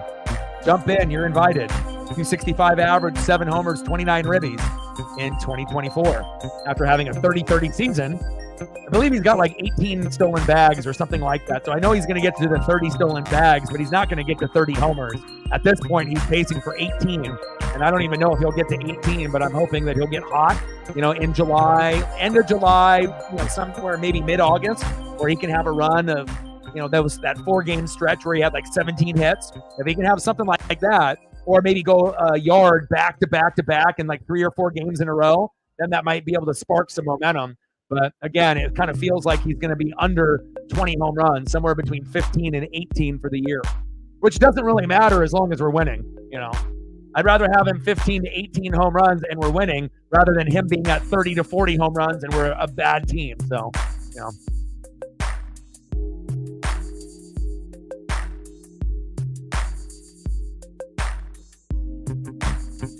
The difference is the Tampa Bay Rays have no support and the Mariners have uber support. I mean, Bucs fans exist, all across the globe, but they're just not on social media. They're actually at the games, but not on the computer. 2-2 pitch. Big swing and a miss, and there goes Julio. 0 for 4. Come on, Julio. Join the party, baby. The water is warm. Nice sweeper there by Smith. Next up, big dumper, catcher Cal Raleigh. Another mound visit. They're like, we're going to go to our 8th pitcher of the night. It's not that many, but it feels like it. 1, 2, 3, 4. McKenzie, Heron, Barlow, Smith. Now they're going for their 5th pitcher. Unbelievable. 7-1 Marinez. Can they afford to go with this many pitchers? And again, if you had Shane Bieber fever, we're probably down 7-1, but he's out for the year with the Tommy John. So again, that was a big hit for the Guardians, but they're still in first place. But it shows you their pitching staff is nowhere near as good as ours. 5 Dalahala. Stacks on stacks, racks on racks, little cactus jack, bang, bang. Oh man, that's a good question. Gosh, there's a lot of players that I like on your guys' roster. I like your new rookie with Byron. I like him a lot. I like Gino. Obviously, even though I have Baker, I think Gino is better than Trevor Lawrence. They're very kind of close, with Baker and Trevor and Gino, where they're going to put up good stats. But I like Gino. I like Tyler. Get to the door and lock it. I like DK. There's a lot of guys on the team, that I like, but I would say probably the one player that I would want is your rookie with Byron, because if Byron can be like a baby Warren Sapp-ish, Aaron Donald-ish type of player, that could firm up the running game for you guys and then, kind of solidify this Haloti Nata vibe that you're getting with the Raven head coach with McDonald. And if you guys can start having a Baltimore Raven defense, that's when you're going to get past the Rams. They'll be in third place, Cardinals in fourth, and then you can get your way closer to the San Francisco 49ers for the divisional crown. So I would say if I could pick one player, right now, I think I would probably be going for Murphy, right now, just based on, with Byron and how he looks. Now, we don't really know how good he's going to be yet because he's a rookie, and he might get injured. He might be a bust. He might be good. He might not. But everything is kind of looking like he could end up being a pretty solid player up front, and at the very worst, a solid starter. At the very best, maybe a Hall of Famer, or a Pro Bowl player, So that's who I would want if I'm looking at your roster right now. Since I already have Godwin and Mike Evans, and I already have receivers, I respect TK and Lockett. I like Geno, but I already have Baker. I like some of the guys that you guys have. You guys need better O-line. D-line, you're addressing that. And obviously needing more defensive pieces. But again, I like a lot of the pieces that you guys have on the team. But I would probably say Byron would be my number one choice. Just based on what I've seen, watching him in college, and the productivity and everything that he's being able to bring so far. But hopefully it works out, and I'm really praying that he ends up being a solid piece for you guys. Because it's been a while since you guys have had good D tackles, nose tackles, and DNs. Every once in a while you'll have a Michael Bennett on the edge, and you'll have some guys, but you guys really haven't had a dominant O-line or D-line in a long time. So it'll be really nice for you guys to firm up those positions. A little force out there for JP. Let's go to the bottom of the sixth inning. 7-1 Mariners.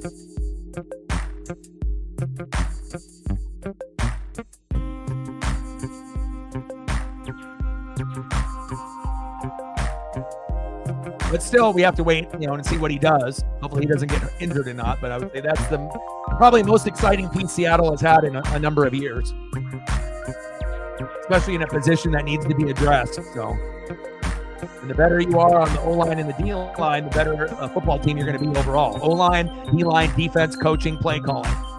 Quarterback, running back, wide receiver, tight end are kind of irrelevant. Those positions matter, but those are pushed by the media. Anyone that knows O-line, D-line, defense, coaching, play calling matters much more than quarterback, running back, wide receiver, tight end. In all honesty, those positions are overrated. Quarterback, running back, wide receiver, tight end. Yes, you need good ones there, but again, it's more important to have a good O-line, D-line, defense, coaching, play calling than those other positions. All right, let's see who's up here next for the Guardians.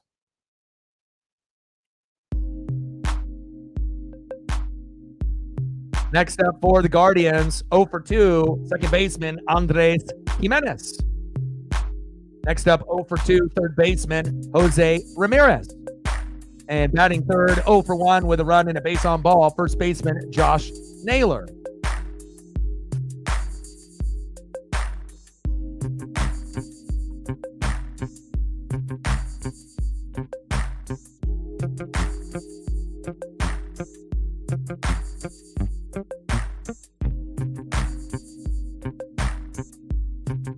You guys got your own little Vita Vea on your team. I mean, I got one on Tampa. So, and once you get a guy like that or Warren Sapp that I've had before, it makes things so much easier on the defense when you got a run stuffer and a guy that can cause some havoc up front. I mean, look at this guy. The size is ridiculous.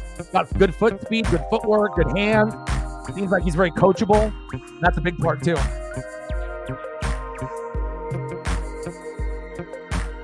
Go, Bryce. Bottom of the sixth, 7-1 Mariners. Is this real? Let's go.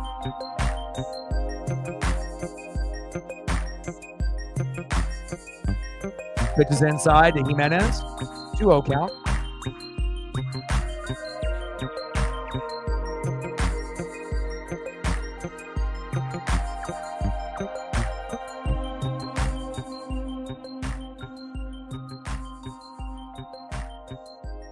Yeah, even if it's going to be a learning year, you have enough talent to be right there with the Rams and the Niners, though.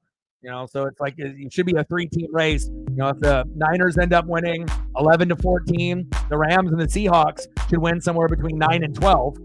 So if people get injured, the least amount of wins the Rams and the Seahawks I could see getting is maybe 8 and 9, but that would mean like a lot of guys got hurt, for you guys to go that route. But there's a good chance that 3 teams could be sitting at 10 wins, or 2 teams above 10 and 1 at 9. So, and hopefully if you guys are at 10, 11, 12, it's you over the Rams.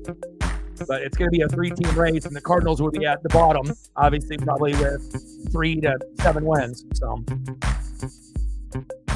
nice line out there by Gimenez. Next up, third baseman, Jose Ramirez. But the faster that you guys can get some more continuity and chemistry up front with the O-line and D-line, then you can distance yourself from the Rams and then get closer to the Niners and winning the NFC West. I mean, no more Aaron Donald, so you don't got to worry about that. But we already know what McVay is cooking. They're always going to be cooking, on offense and defense and finding gems, especially on the offensive side of the ball. But the defense won't be as good. So I could definitely see Seattle taking a leap over the Rams, but it'll be close. They match up very well. Ramirez. And that's going foul.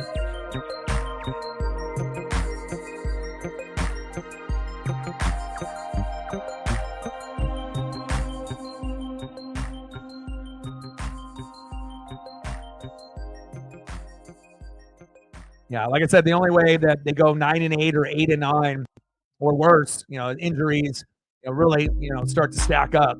Like Geno gets hurt, DK gets hurt, Lockett gets hurt, some defensive players like Tariq Woolen get hurt, then, you're going to have those losses. But, if you're looking at the schedule and looking ahead, again, all 3 teams, Niners, Hawks, and Rams, could all be around, Hawks and Niners, 9, 10, 11 wins, or 12 wins, and then more than likely with the Niners, somewhere between 11 and 14. So, nice base hit for Ramirez.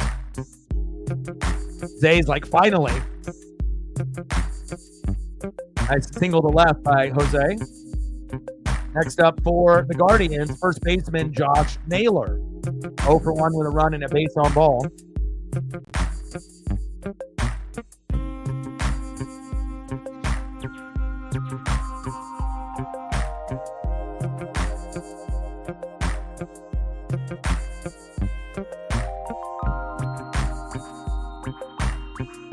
Plus, there's going to be a lot of motivation, with the new coaching staff to prove that they can come in right away and, play like a Baltimore Raven type of team in the NFC. So, and it's not like you guys don't have an offense. Again, just having to firm up the O-line and the D-line specifically, and then getting more depth at, the secondary and the linebacker position, and then it's all about play calling and execution.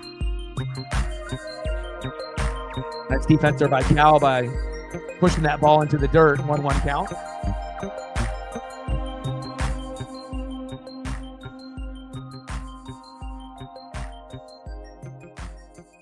Yeah, I'm not sure if they are good enough to win the division right out of the gates, but, again, 9, 10, 11 wins, somewhere in there. I think the peak, for Seahawks and Rams, if everything went well, depending on how it went, I think the maximum amount of wins would be 12. But, that would have to be like everything goes right. Nobody gets injured. You steal a couple games on the road, maybe that you shouldn't have won. And then obviously, sweeping, and beating the Cardinals twice.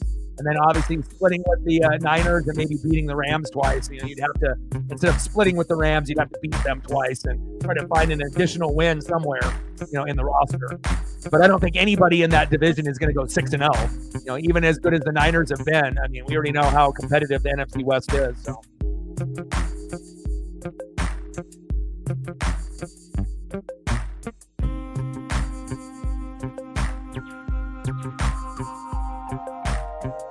Pitch in the zone for a strike.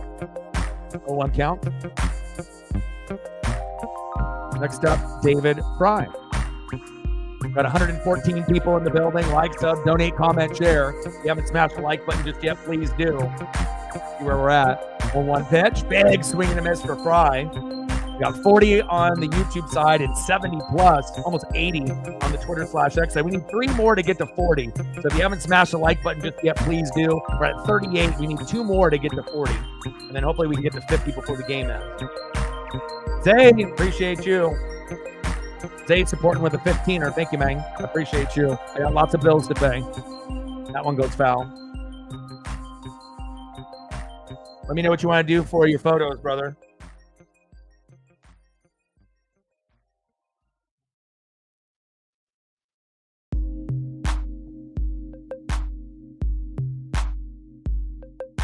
Zay with a 15er. Appreciate you. Stacks on stacks, racks on racks. Little cactus jack. Bang, bang. $15 dono. Let me know what you want. I got you. Who dat? 0-2 pitch. Pitch is outside. 1-2 count. Appreciate you, Zay. David Fry. 1 for 2. Bottom of the 6th, 7-1. Mariners. Runners at first and second with 1 out. 1-2 pitch from Bryce to Fry. Got him, baby. 2 down. Good shot, Bryce. Only his second K of the night, but we'll take it. 1, 2, 3, 4, 5. They've gone to 5 pitchers on the Guardians, and we're still on our first. It's a good day.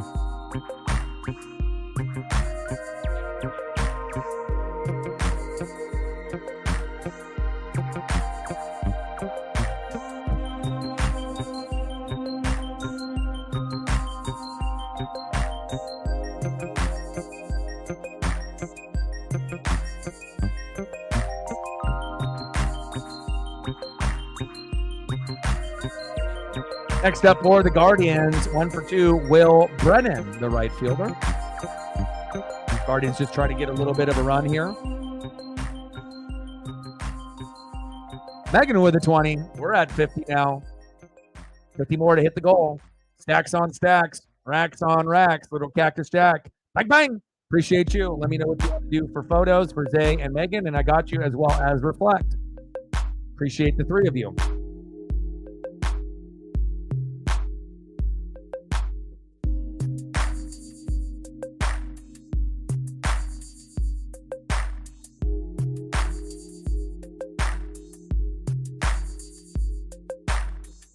Darren in the building. What's good? Oh, there's a big hit by Brennan.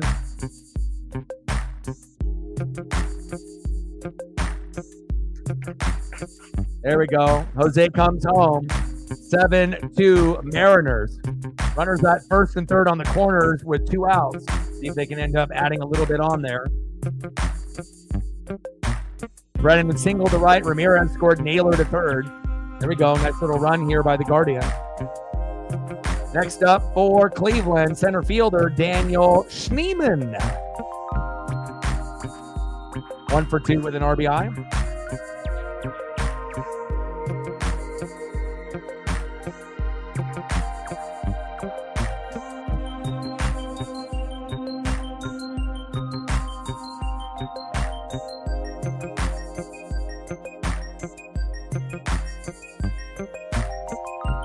Oh, wild pitch. Shit. That'll bring in another one. 7-3 Mariners. Uh-oh. Guardians getting on a little bit of a roll. Might have to pull Bryce out of this game at some point. See if he can get one more out. Terrible throw to Ty France at first. What was that? 113 people in the room. Appreciate y'all.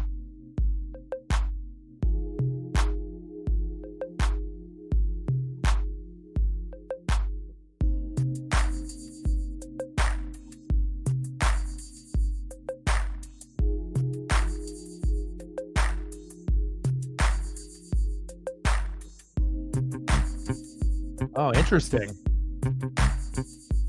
Can't we all just get along?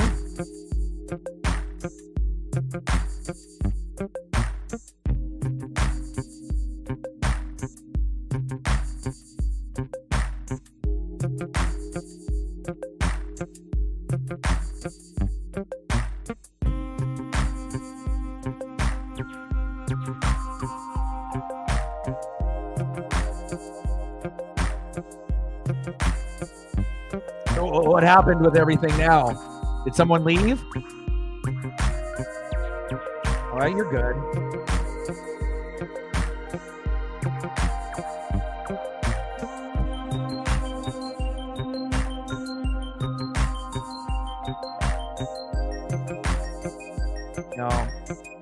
Everyone's going to have an opinion about a certain type of take or opinion, but we want to make sure we can vibe together. And we're never going to have everyone agree. That's not necessarily just with me, but with others in the room. But we want to make sure we're keeping it, we're keeping it civil. Bryce Miller with a walk. Now we got runners at first and second. Now Service has got to pull him. You only need one more out, but it went from 7-1 to 7-2 to 7-3. Thank God we have a little bit of a cushion, and the game isn't, sitting at like a 4-3 lead.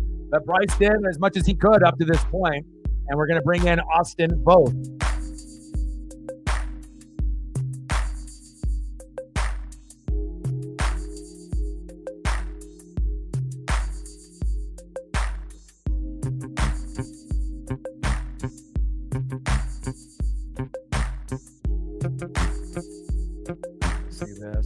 What do you guys want to do for the photos, Megan, Zay, and Reflect? And then hopefully, we can be a little bit more civil in the chat with Army and the rest if anyone is being a little bit extra. Let me see here. Where are we going next? I was bringing in the Austin Voth.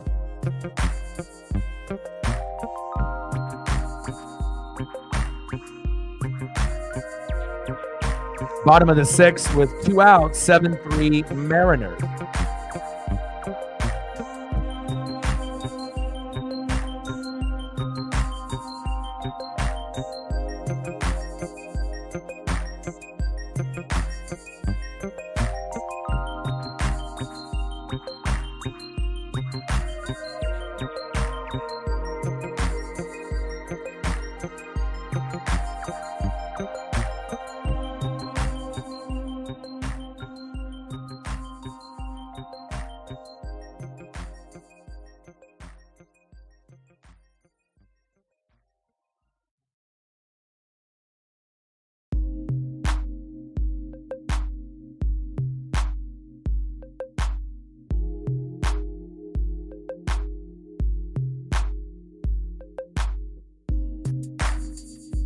Mario Davis, nice.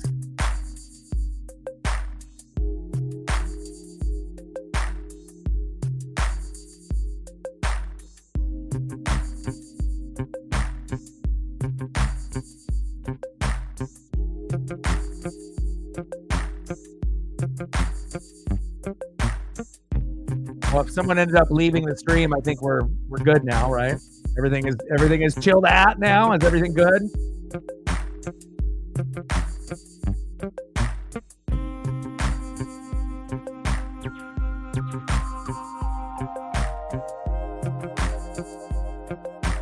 Mario Davis, a.k.a. The Glue. One of my favorite players in the NFL, even though I'm a Bucs fan. One of the most underrated linebackers in the game. Never gets credit. Always gets snubbed with recognition. Same thing kind of happened with Levante David until we ended up winning the Super Bowl with him and Devin White. But Levante David and Demario Davis were always overlooked. Ryan Arroyo. And Julio Rodriguez is there. We leave 2 stranded, but the damage is done. 7-3 Mariners. Well, I think he ended up leaving, so I think we're good now. So you're good.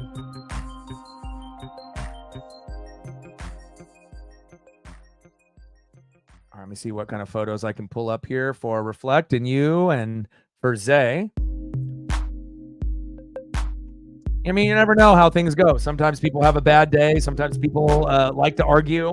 Sometimes people have their opinions. You never really know what's, necessarily going on in somebody's head every single day, especially when you're going to be on, something like YouTube or Twit, where you're going to have a lot of people in a room. You're going to have a lot of different opinions, but we definitely will monitor the situations closely like we always do.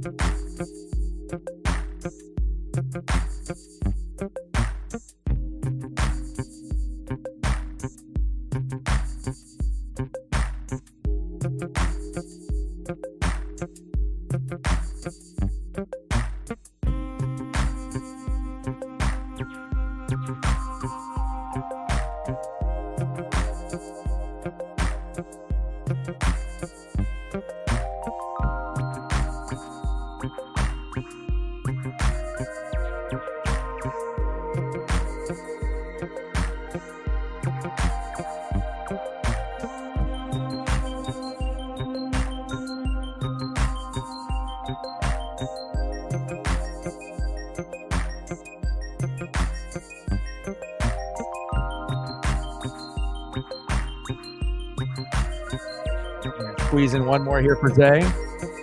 We both have something in common. We both have an appreciation for Demario Davis, a.k.a. the glue, because he holds everything together for the Saints defense.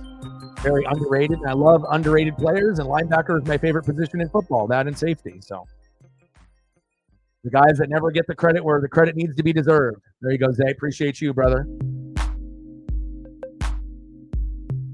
And I'm not sure if Reflect went to go for a walk or if he's still in the building, but we can get him a photo or two, and then let me know what you want, Megan, and I got you once we go to the commercial break as well. Top of the seventh, 7-3 Mariners. And again, as we get bigger and bigger, on the channel, there's going to be more trolls, more arguments, more uncalled behavior that things are going to have to monitor. Things might have been a little bit lighter, before with less people, but as we have seen, like right now we got 113 people. We've definitely, upped the ante, with getting more people in the streams, more people watching on Twitter/X, more on YouTube, and obviously the bigger you get as a channel with more people coming in, there's going to be more monitoring that we're going to have to go through to make sure that we have good, acceptable behavior, and if we don't, then obviously things will have to be regulated. We know that. So, top of the seventh, 7-3 Mariners, runner at first. Next up is Luke Raley. Go Luke.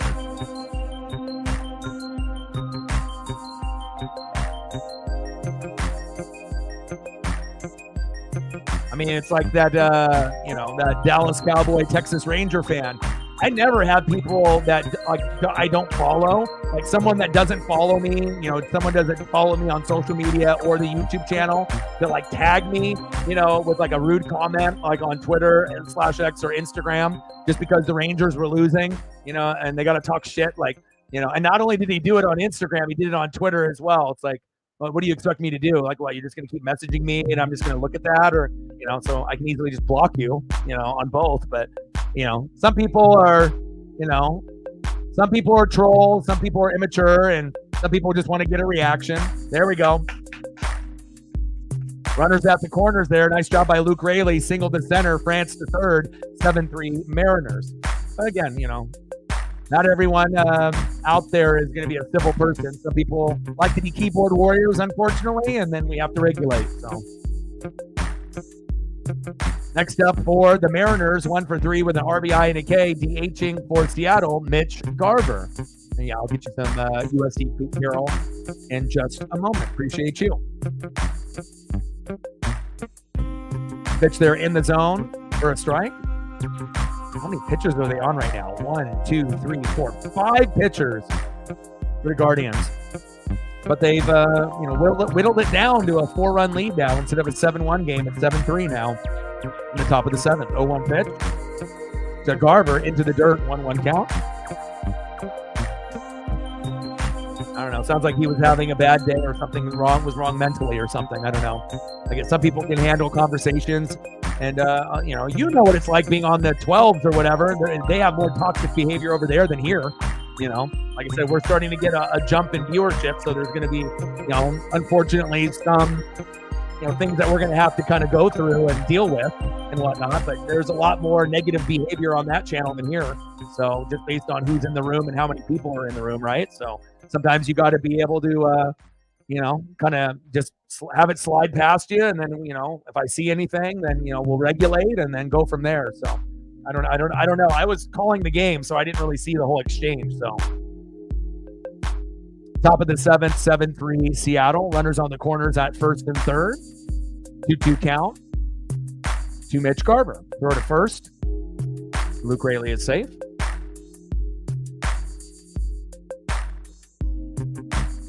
Yeah. Well, that's what happens when someone ends up agitating you. You know what I mean? And all of a sudden, you get worked up. And then all of a sudden, you're not even focused on the stream or the game. You're, just trying to deal with that and get past that moment. So Luke Raley. So Dylan Moore homered to left. That gave us that 7-1 lead. Then Brennan singled to right. Ramirez scored. Naylor to third, made it 7-2. And then last inning, Naylor scored on a pickoff error from the pitcher Miller. And then Brennan picked off at second to make it 7-3. So very easy to have things kind of go one way to another when, when it's something like that can get you agitated. So force out at second, tag, throw to first, safe, one away. Another run scores, 8-3 Mariners.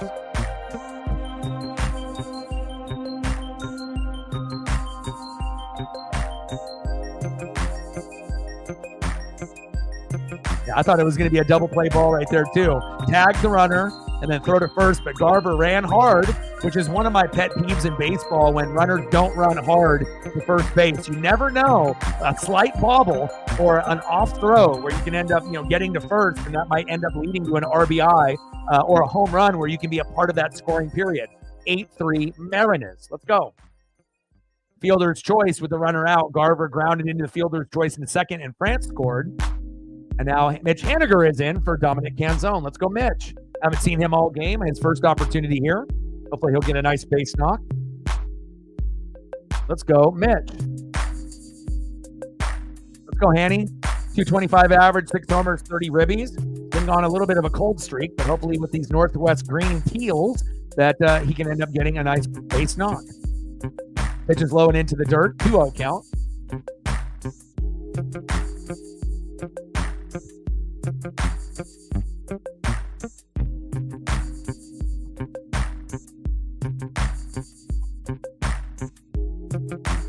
Top of the 7th, 8-3 Mariners. Runner at first. 2-0 pitches outside. 3-0 count to Haniger. Haniger might get on by a walk. I'll take that. But if there was a pitch that you could swing and possibly get an RBI or a home run, it's on a 3-0 count because they have to be throwing a strike there. Otherwise, it's going to be a walk. And he doesn't swing. He's got the patience, and he takes a walk. Nice job, Hanny. Good eye. There we go. Runners at first and second with 1 out. We're trying to get to 10 runs, baby. Next up, second baseman Dylan Moore. Are they going for another pitcher? My goodness. 1, 2, 3, 4, 5. They're going to their 6th pitcher, I think. Wow. I don't think I've seen this many pitchers go against the Mariners, but obviously they're struggling right now. Next up is Demo. Let's see if we can squeeze in some photos for Megan here.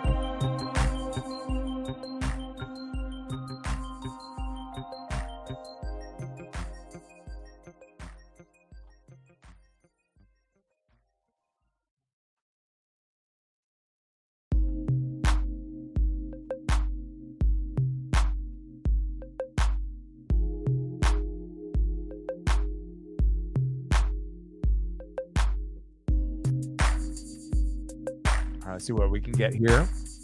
Squeeze them in.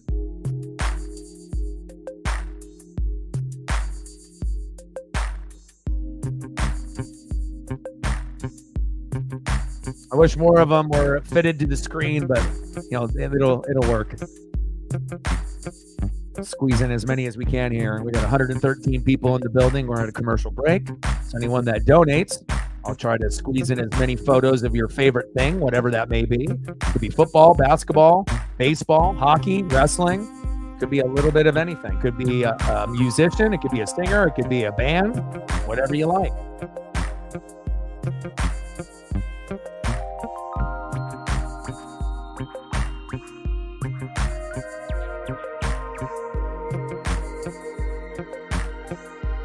That one's a full screener. Appreciate you.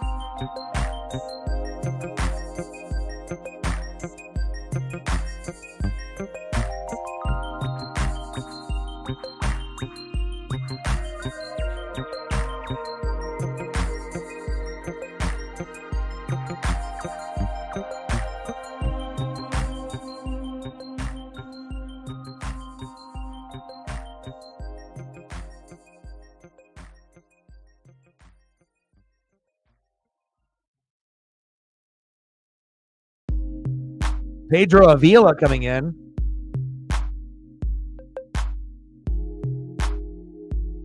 $14 games, 2.77 ERA, 26 innings pitched, 29 Ks, 7 walks. Top of the 7th, 8-3 Mariners. Runners at first and second with 1 out. The Guardians came into Seattle at the beginning of the year and won 2 out of 3, but in game number 3, we lost 8-0, and we haven't forgotten. Back to the wall. Caught. Will Brennan with an amazing catch at the wall there. 2 away.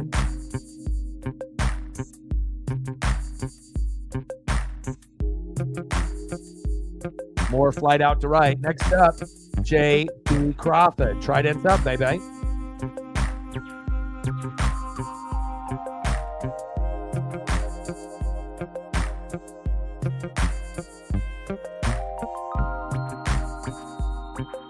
Guevara in the building. What's good? Trident's up, baby. But at the very beginning of the year, when we first started off the season, we ended up winning 5-4 in the first game, lost game number 2 5-2, and then got fucking embarrassed 8-0 in game number 3 on April 3rd, and I haven't forgot. So kind of nice that we're able to return the favor. I didn't think we'd get 8 runs today to match the 8 runs that we got on us April 3rd, but here we are. But, we're not beating them 8-0 like they did to us. They got 3, but that's okay as long as we win this at the end. But, again, we want to make sure we get a little bit more insurance, and I would love for us to try to get to 10. Oh, you know it, baby. These are 2 of the top, 5 teams in the American League and 2 of the top teams overall, 2 of the top 7 in baseball. So, again, the Guardians are going to end up winning the division or getting second place to the Royals, more than likely. We're going to win the American League West over the Astros and Rangers, and the Guardians are in first place. The Mariners are in first place. We're in the first place in the West. They're in the first place in the Central, and we'll see what happens. Wild pitch. Rangers advance to second and third. Here we go. But it'll be very exciting to see how it all plays out. But Yankees, Orioles, Mariners, Guardians, Royals, one of those teams is going to the World Series in the American League, right? Braves, Dodgers, Phillies, Brewers, and a magical team that comes out of nowhere are going to be the 5 teams in the National League, and one of those will make it to the World Series. JP tops that one foul, 1-2 count.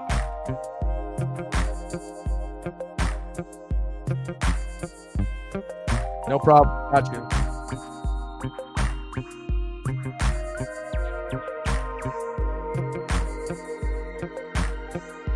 One-two pitch from Avila to Crawford. Pitch is outside. 2-2 count.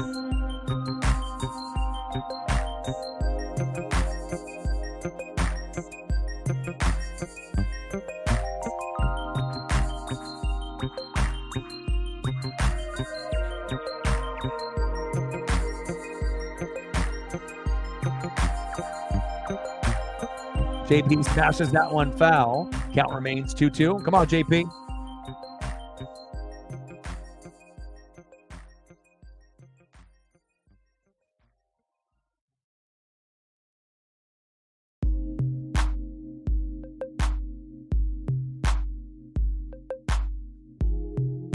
Top of the 7th, 8-3 Mariners. Runners at second and third with 2 outs. JP crushes that one foul. Count remains 2-2.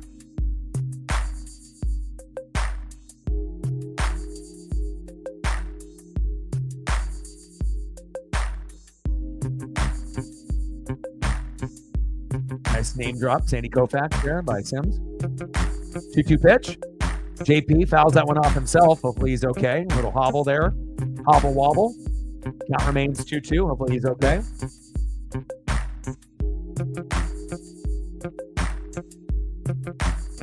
I know, man. Is that good? I mean, we're talking about, there's not very many coaches that could, be elite in the NFL as well as college. And, it's hard to argue with that type of resume.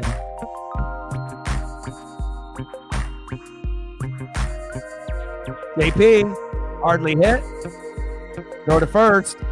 We leave 2 stranded at second and third. And we have an 8-3 lead as we go to the bottom of the 7th. Let's see what else we can squeeze in here.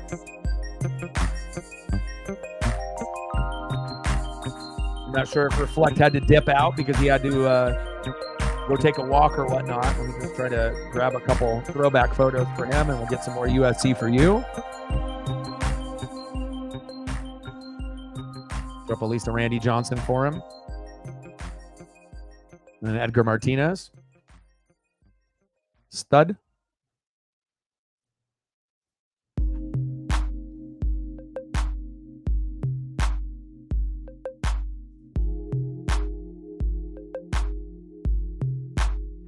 See if I got anything else here in the bucket. I think I got a couple more. Let's see what we got.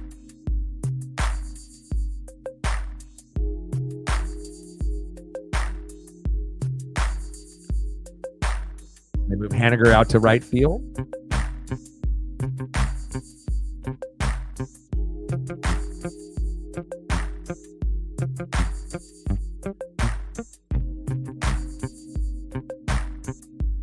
Young Pete.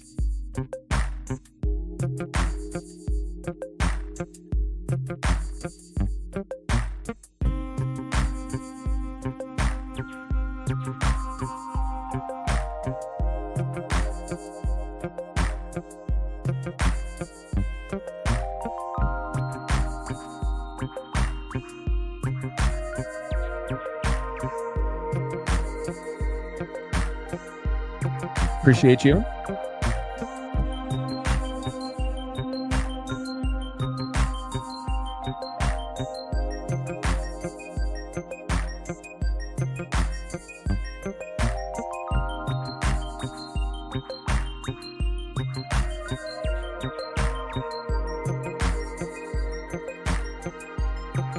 Let's go, Mariners.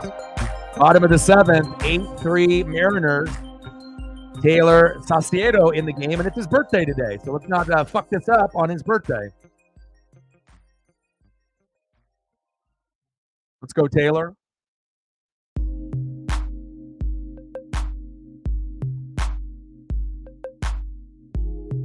Great players coach that actually cared about his players. You know, some coaches are going to be hard asses, you know, but you can definitely tell the ones that have good relationships with the players for the most part. And if you end up caring, you know, you'll end up getting the most out of your players instead of, you know, just being a yeller and being fake. You know, if you're a yeller and you're going to be fake as a coach, it's only going to take you so far, especially when the team starts losing. You know, winning cures a lot of the problems. But again, if you end up just being real from day one, you're going to end up getting great results out of your players. They're going to run through a wall for you. 2-0 pitch. Pitch is outside. 3-0 count for Taylor Saucedo on his birthday. Come on, Taylor. Don't come out here on your birthday with a goose egg. Come on now. Don't get this team back into the game. There we go. Finally a strike on his fourth pitch. 3-1 count. Jonathan Rodriguez in the game for the Guardians. Big swing and a miss. 3-2 count.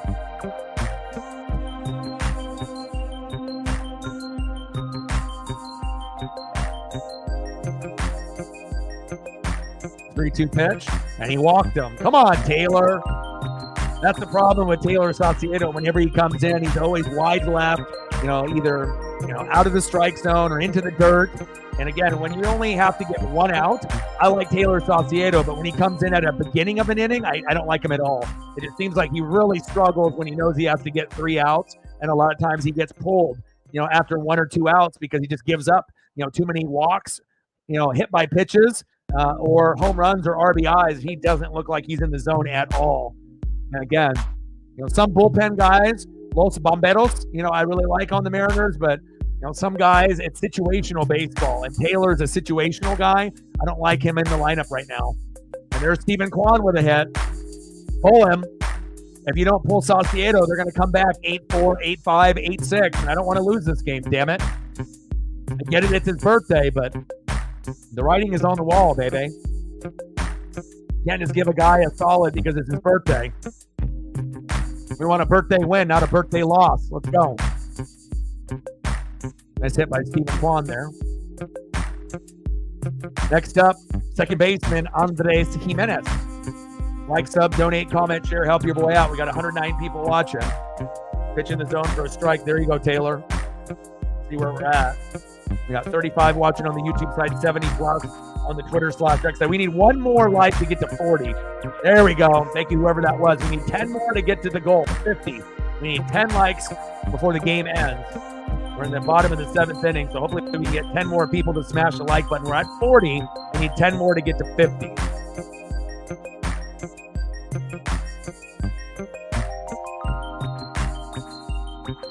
Coffee, that sounds good. 1-1 pitch. Pitch is low and inside. 2-1 count.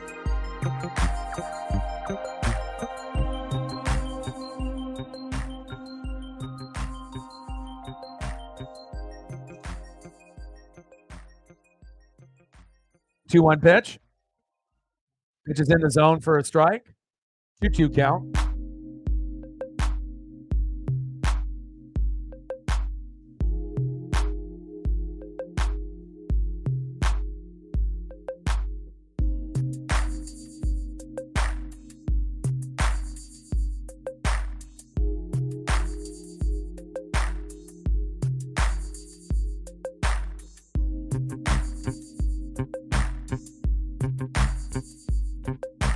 chop foul.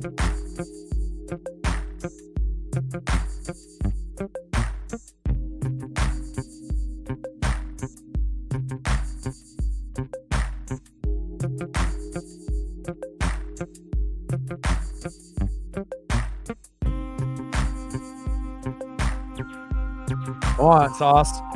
Too much sauce. That one, chop foul. 2-2 count to Andres Gimenez, 0 for 3. Let's make it 0 for 4.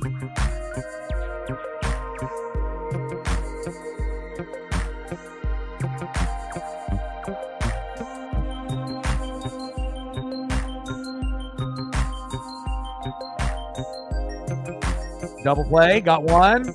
No throw to second, or to first, excuse me.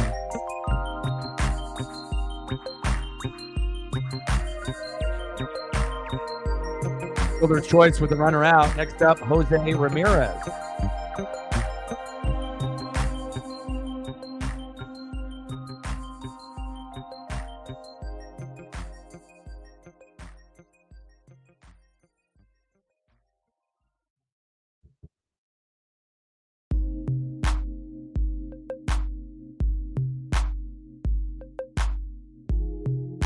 Home runs on the year for Jose Ramirez. Bottom of the 7th, runners on the corners at first and third with one out. We cannot afford a 3-run blast to get it to 8-6. The Guardians are first place for a reason. You know, Royals and Twins are nipping at their heels. But again, the Guardians are very solid, typically with pitching and hitting, even though the pitching has not been good for them. You never can count out their bats. 0-1 pitch. Big swing and a miss, big rip for Jose Ramirez, who is a switch hitter like Cal Raleigh as well. If that lefty or righty. 270 average, 18 homers, 62 ribbies.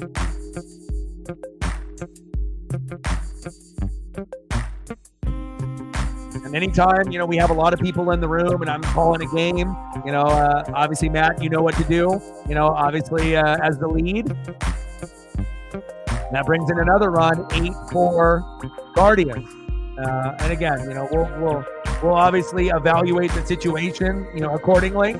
You know, if it's someone that I need to put in timeout or if I need to boot them completely and whatnot. So again, you know, good job handling the situation. You know, we'll work together as a team. And again, you know, we have to make sure that we're keeping it civil, you know, obviously here in the room. So most of the time I'm going to be able to see it in the chat, you know, unless it's super busy and we got a lot of people in here or if I'm calling the game. So bottom of the 7th, 8-4 Seattle. Bottom of the 7th with runners at first and second with one out. Come on, Sauce. It's your birthday today, baby.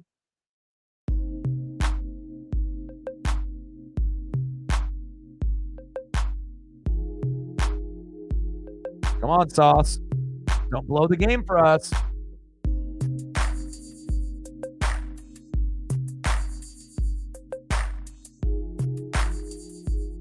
Next up for the Guardians, 1 for 2 with a single and a walk. First baseman Josh Naylor.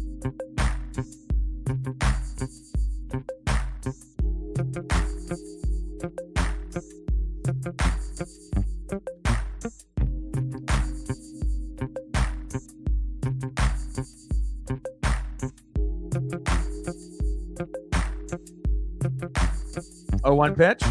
Big swing and a miss to Naylor. Nice pitch by Sauce. 0-2 count. Come on, baby. We need a double play. We need to get out of this inning. 109 people watching. Shout out to all the people watching on Twitter/X as well as YouTube. Get to 50 likes. We need 10 more. 10 more in the next 30 minutes. I think we have a good chance of doing that. 0-2 pitch. Pitch is high and outside. 1-2 count.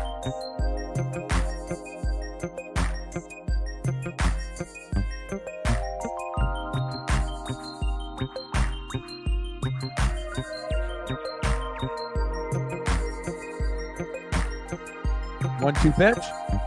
Got him. Nice pitch by Sauce. There we go. 2 away. Nice job getting Naylor out. That was huge. Next up, DHing for the Guardians, David Fry. Big sweeper there by Sauce to have him chase there. 1 for 3 with a K for David Fry. We should be able to get out of this inning now, you would think. Nice little comeback for the Guardians, but we're still up 8-4. And they're making a pitching change, going to a different pitcher, but not the perfect outing for Sauce, but not the worst outing either. All right, let me get something to drink here real quick. Yeah, and I apologize. Like I said, I can only control so much when I'm calling the game. And as we get bigger, there's going to be more people in the stream. Hopefully we can keep things civil, but it seems like that time has passed. But again, it's just unfortunate when sometimes things come to that. You're very familiar with that type of conversation. That goes on with the 12s over there. I know sometimes, you got to dip out of there when people are just being fucking toxic and rude and just, bashing each other left and right. And again, we want to make sure we're protecting the mental health here. So I apologize that happened. But again, we make sure we regulate it. We'll make sure that we discuss it and then we move forward.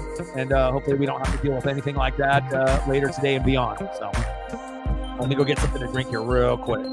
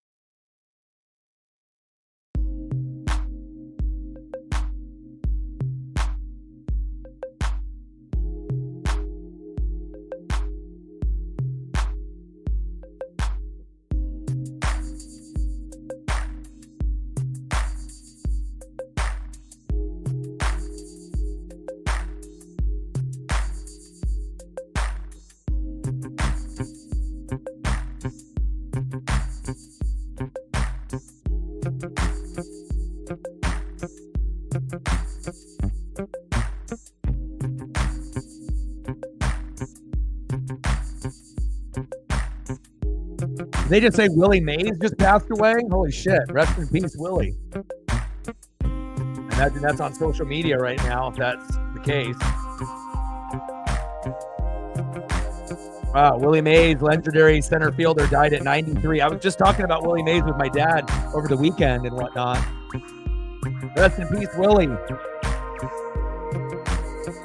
Judge just got injured. No way. Where have you been, Jacob? You're supposed to stay in the stream throughout the whole game. You can't just leave when we were up 7-1. You got to stay through the whole thing. You guys came back. It's 8-4. But that's not good that Judge got injured. How bad is it? Hopefully not season ending. But good to see you're back, Jacob. See, Jay needs a partner in here to root for the Guardians. Remember, Jacob, you were asking me, are you going to do the Mariners and Guardians? Are you going to do the Mariners and Guardians? Like a month ago, right? And then after like the first, second inning, you left. Come on, brother. You got to be able to stay in, good, bad, or ugly. But hopefully Judge is okay. I don't like to see superstars get hurt. Stanek is in now. Got him. There we go. We leave 2 stranded. I'm going to give Paisley a snack, and I'll be right back. And we're going to be in the top of the 8th, 8-4 Mariners. Yeah, I am going to be no, I understand. You got to go to your baseball game. I'm just giving you some shit. I am going to be doing the game tomorrow, 3:30 Pacific. The Thursday game is on at like 10:30 my time, and I have a friend coming out of town that I haven't seen since high school, like 25 years. So we're going to go for a walk with Paisley and whatnot. So I may or may not stream on Thursday. Like I'll end up watching the game, but I may or may not stream it because it's on at such an early time.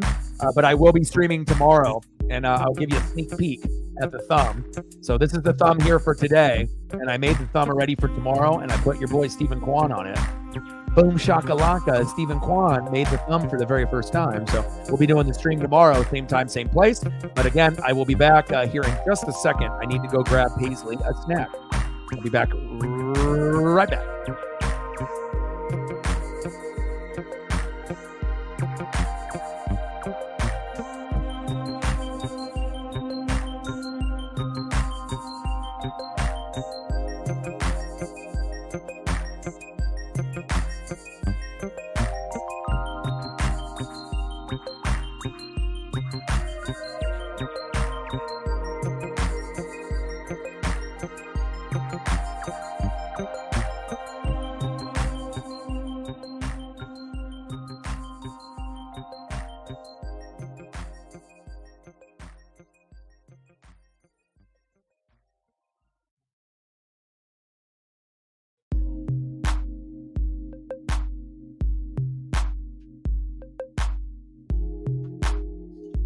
All right, I'm back.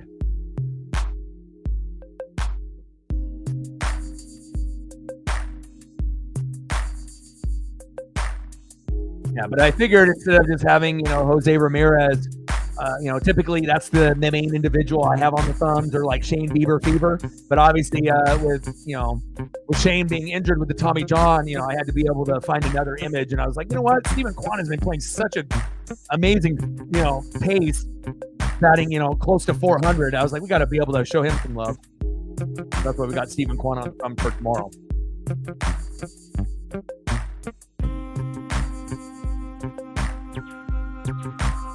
Edmonton up 1-0 on the Panthers in the Stanley Cup Final, game number 5. Edmonton trying to extend the series. Even if Edmonton wins today, I would assume Florida will end up winning in 6. Edmonton's too good to get swept or only win one game, but Florida is solid. We'll see if they can make a comeback here. 2-1 pitch to Rojas. Off the wall. God, we have been hitting so many baseballs off the wall. Another double for Hollywood Josh Rojas and the Seattle Mariners. Let's go. We need someone to join the party here.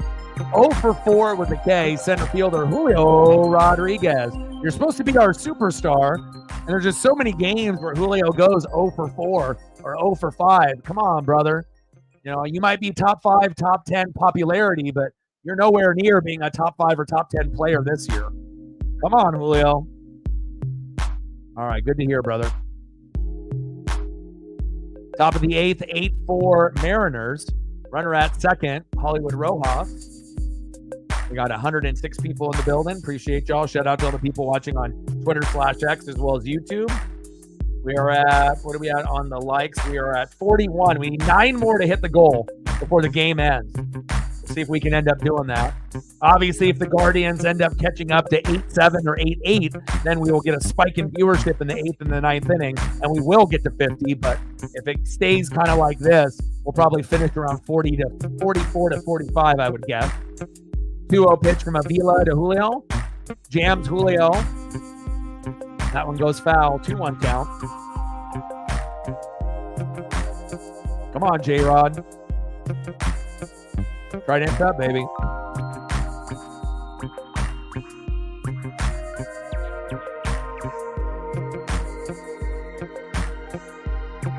Two-one pitch to Julio.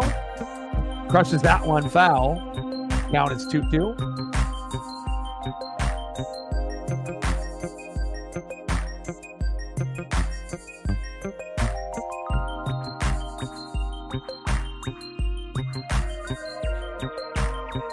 Come on, J-Rod.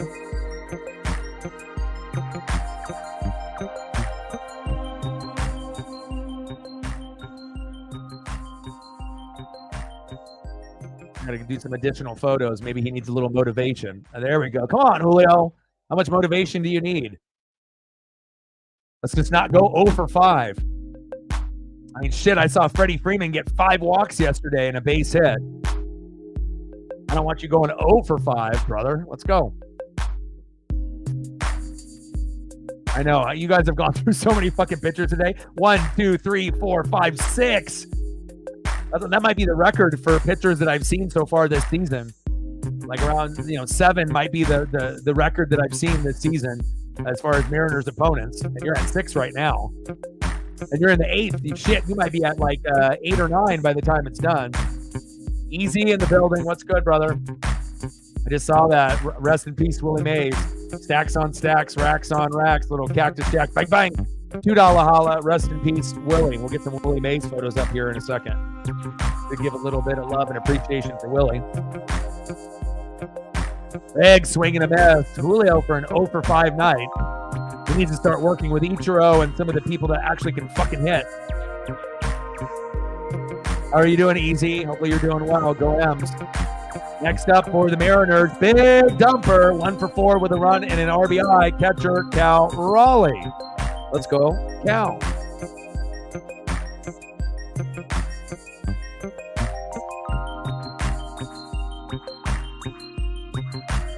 Raleigh chops that one foul.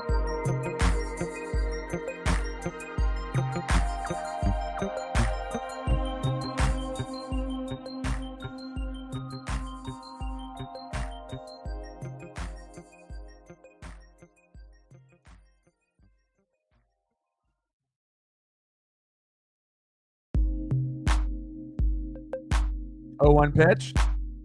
Cal chops that one foul. 0-2 count.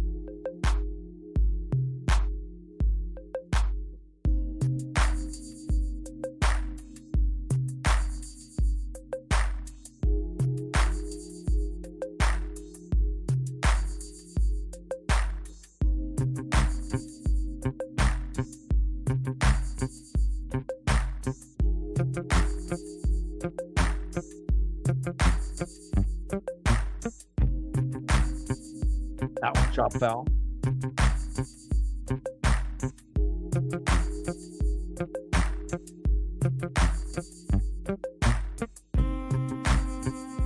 Got some really good Willie Mays photos.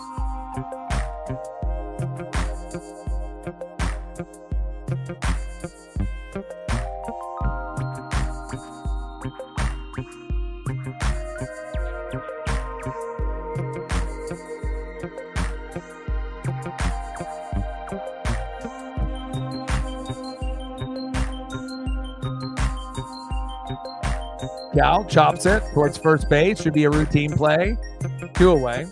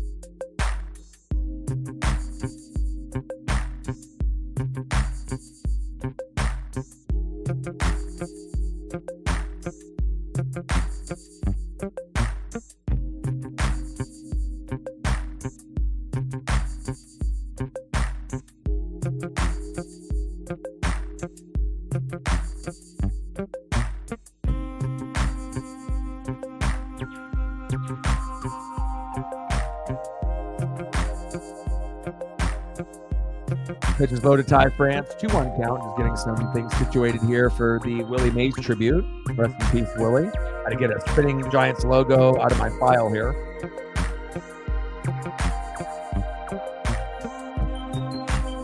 Even the building, what's good? Avila is pitching right now.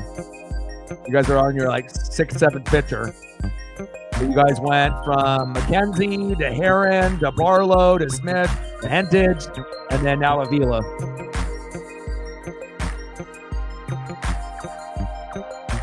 All right, I got a couple good Willie Mays photos to show some love and appreciation. Top of the 8th, 8-4 Mariners. Runner at third with 2 outs, 2-2 count to Ty France coming back from the heel fracture. This is his first game back. 2-2 pitch. Almost hit him. The number 1 hit batter in baseball, Ty France. I don't know why Ty gets fucking hit all the time, but it's not like he's wanting to get hit. But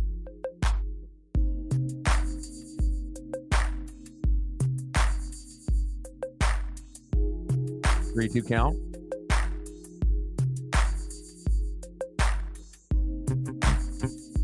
Got him.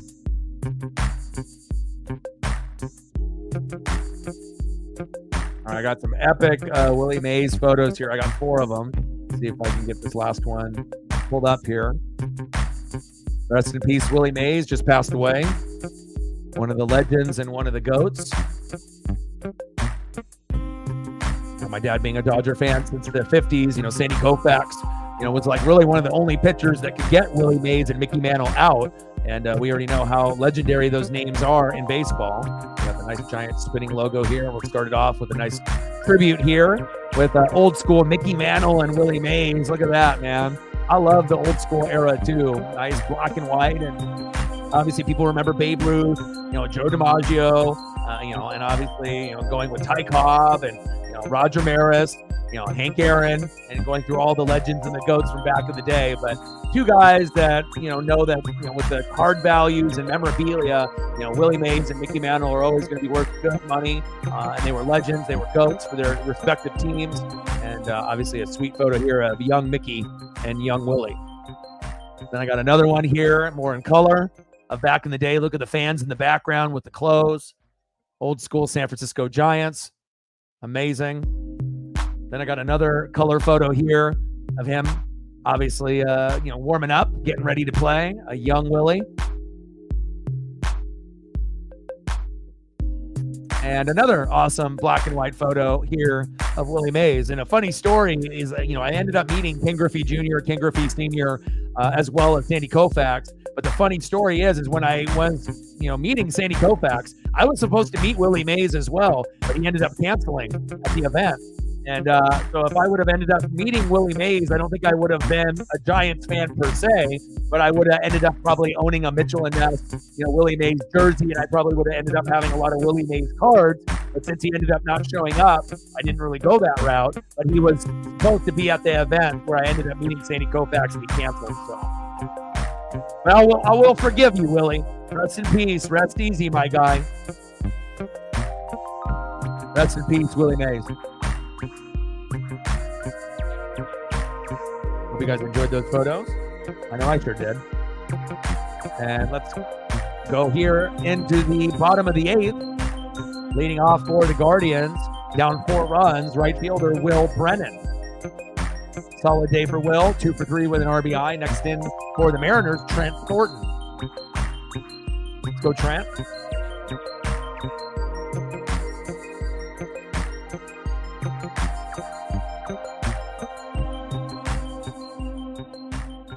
Bottom of the 8th, 8-4 Seattle. Come on, Trent. Let's go, baby. Pitch on the corner for the zone. 1-2 count. 2 for 3. 2 singles and an RBI for Brennan.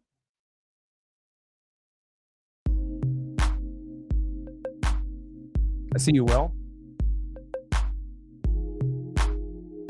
Brennan, great day. 3 for 4 day for Will Brennan. Spectacular. Obviously down 8-4. Still got to be able to punch in 4 more runs, but Will's doing his job. What about the rest of the Guardians? Next up for Cleveland, center fielder Daniel Schneeman. Cool photo of him sliding, making a catch, wearing the jerseys that they're actually wearing in today's broadcast. Well, City Connects.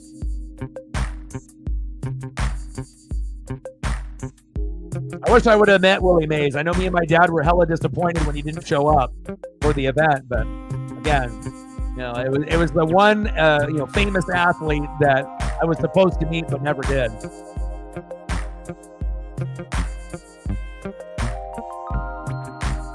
And that was a long time ago. It was when I was 10. I'm 42 now. So that was back in 1992 was when I was supposed to meet Willie. And then he never came back really to the Pacific Northwest. I mean, these guys don't, come to Oregon and Washington that often. Back in the day, there was like card shows and certain events that they would do when the card boom and the junk wax era was around. So if you were lucky enough, in the 80s and early 90s to be able to meet some of these athletes, but I feel like once it hit like 1995, a lot of those athletes from the 50s, 60s, 70s, and 80s, they really didn't spend a lot of time in the Pacific Northwest. Like you would have to go to California or, Nevada, like Las Vegas, or primarily like New York or the East Coast, to go to like different card shows or events. There wasn't really a whole lot of them, in the Pacific Northwest. Some in California, obviously, but not as many in Oregon and Washington for sure.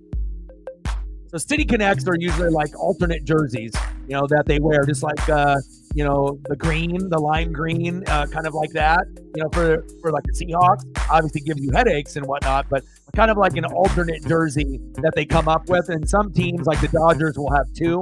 So you'll have your, Mariner white, Mariner creams, and then you'll have your, your Northwest green, your teals. So for like the City Connects for the Mariners would be like this nice jersey. like the old school vibe from the 80s and the 90s, giving you like those old Griffey vibes. And, obviously with the black pants to make it a little bit more 2024, but their City Connects are obviously alternate jerseys that they're not going to wear that often, because normally their jerseys aren't going to look like this. They're typically going to look like that, or maybe something like this, if that makes sense. Brian Arroyo limping off, hit by a pitch. Hopefully Brian Arroyo is okay. They got runners at first and second now with one out as they're taking a look at Brian. Come on, Trent, stop hitting players. Hit him on the heel, kind of like where Ty France got hit, and he ended up having a heel fracture. So hopefully Brian Arroyo is okay. Next up for the Guardians, normally it would be Bo Naylor, but they're bringing in Hedges.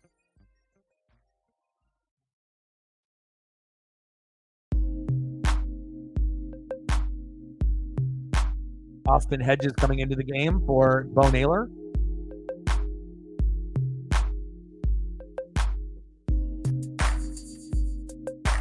$52, 48 to go.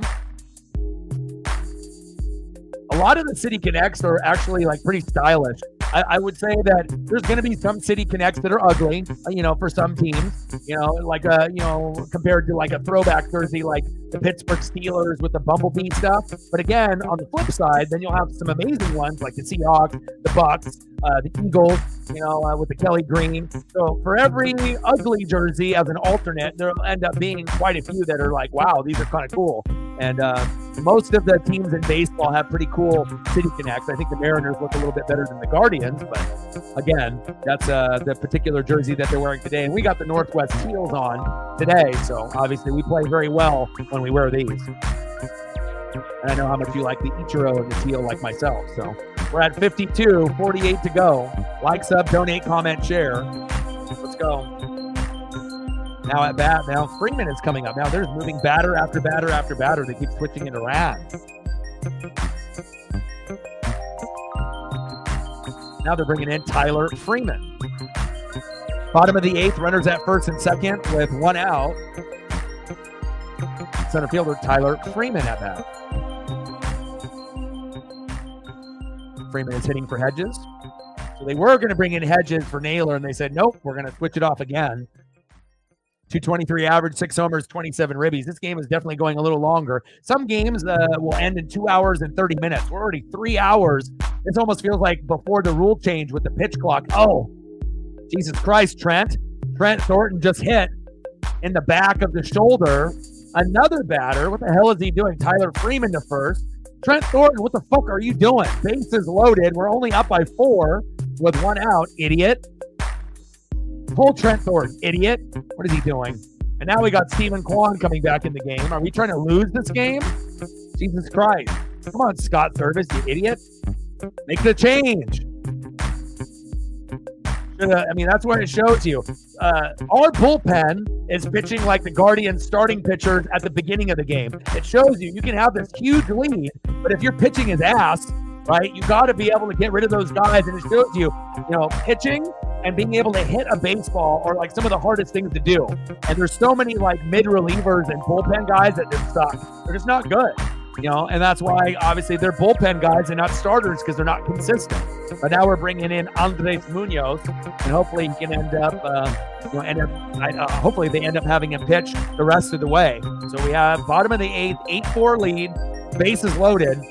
So we're going to have to try to get a 5-out close, and we've had 2 5-out saves, from Andres Munoz already, and maybe we're going to have to do that again to win this game. Unbelievable. Can't we just have a guy come in and not fuck the game up? Jesus. But at least for Guardians fans now, they're getting excited because now it's like, okay, with one swing, the game is tied. And if they end up hitting a grand slam, we're going to lose because momentum has shifted. So hopefully we can find a way to get out of this. And to add salt into the wound, the guy that's almost batting 400 is up, Stephen Kwan. So if you're a Guardian fan, like Jacob was when he left early on and then came back, this would be the time to be able to get excited again because, again, you got bases loaded, one out. You might be able to get 1, 2, 3, 4 runs here, and then that'll give you a good chance to possibly tie or win. Not saying that it's going to happen. I hope not, but, it is what it is. Fucking A, man. Sauce, didn't really do that well. And then here comes Trent Thornton just blowing the game for us. Thanks a lot. And the Guardians already have had a tough day with pitching. They had McKenzie, Aaron, Marlowe, Smith, Henches, Avila, and now we are tied with them with pitchers. We were good with Bryce Miller into the 7th inning, and then now, in a matter of just 1 inning, we've gone through 5 pitchers. Both Sauce, Stanek, Thornton, and now Munoz, and we literally have tied them in 1 inning. They had it spread out throughout the whole game, right? We had Bryce Miller doing 6.2 or 5.2, and then both Sauce, Stanek, Thornton, and now Andres Munoz. It shows you how important pitching really is. Anybody can hit. Not everyone can pitch. And if your pitching sucks, then a team can come back really quickly, and this is what's happening. But the only downside for the Guardians, right, is we got one of the top 3 closers in baseball on the mound, Andres Munoz. Let's go. Hopefully he can save the game for us. Fucking A. And if we didn't have a good closer, I would say 100% we're losing this game. So even if you have a big, big lead, doesn't mean that you're going to win the game.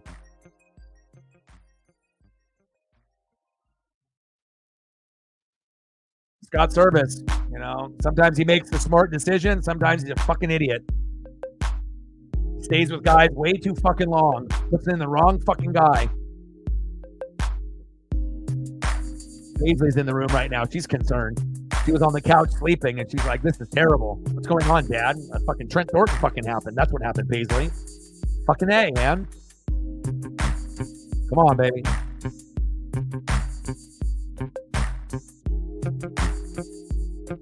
Great matchup. You kidding?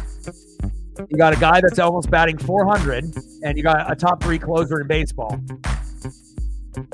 Fantastic matchup. 394 average for Stephen Kwan. Very highly likely before the series is over, he'll be over 400. 1-2 pitch with 1 out. The Kwan pitches outside, 2-2 count. And even Andres Munoz is a top 2, top 3 closer in baseball. He even fucks up sometimes, and walks and hits batters and can't hit the zone. So this is the best opportunity the Guardians have had in the game. They kept plugging away. 2-2 pitch. Pitch is low and into the dirt.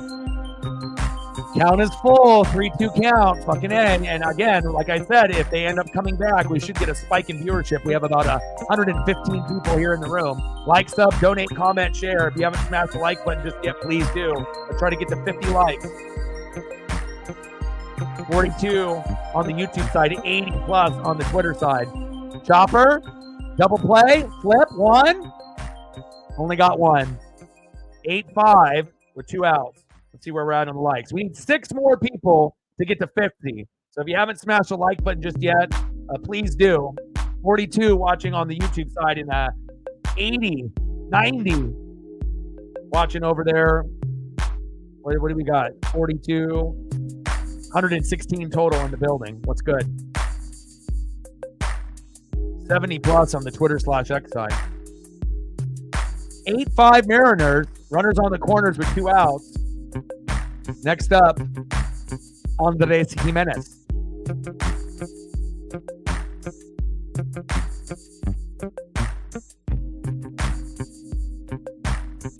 That one foul tip.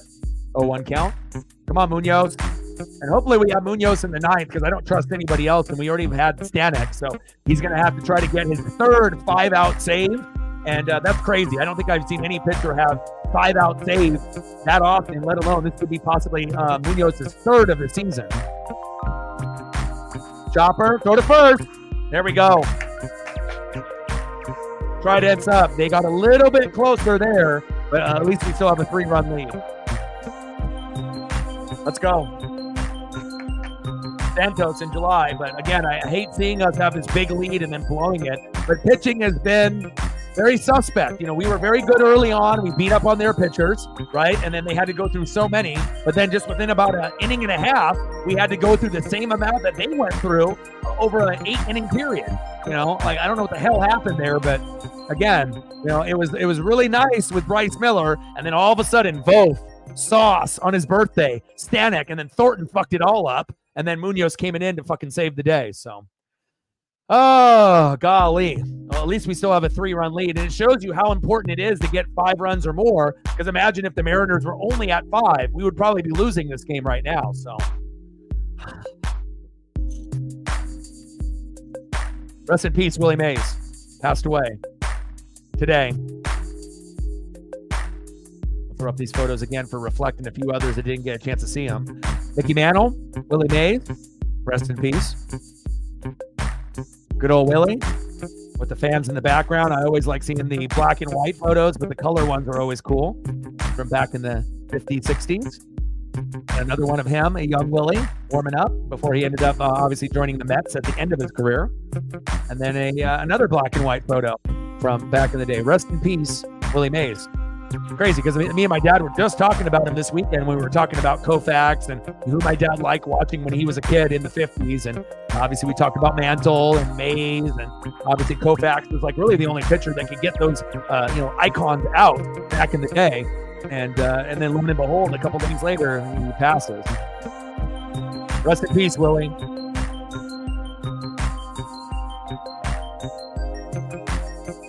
To the top of the 9th, and hopefully we can get a little bit of insurance. I would love to get to 10 to give us, or at least 9 to make me feel a little bit better. Next up for the Mariners, 2 for 4 with a run, an RBI and a K. Luke Raley. Luke Nukem. Let's go.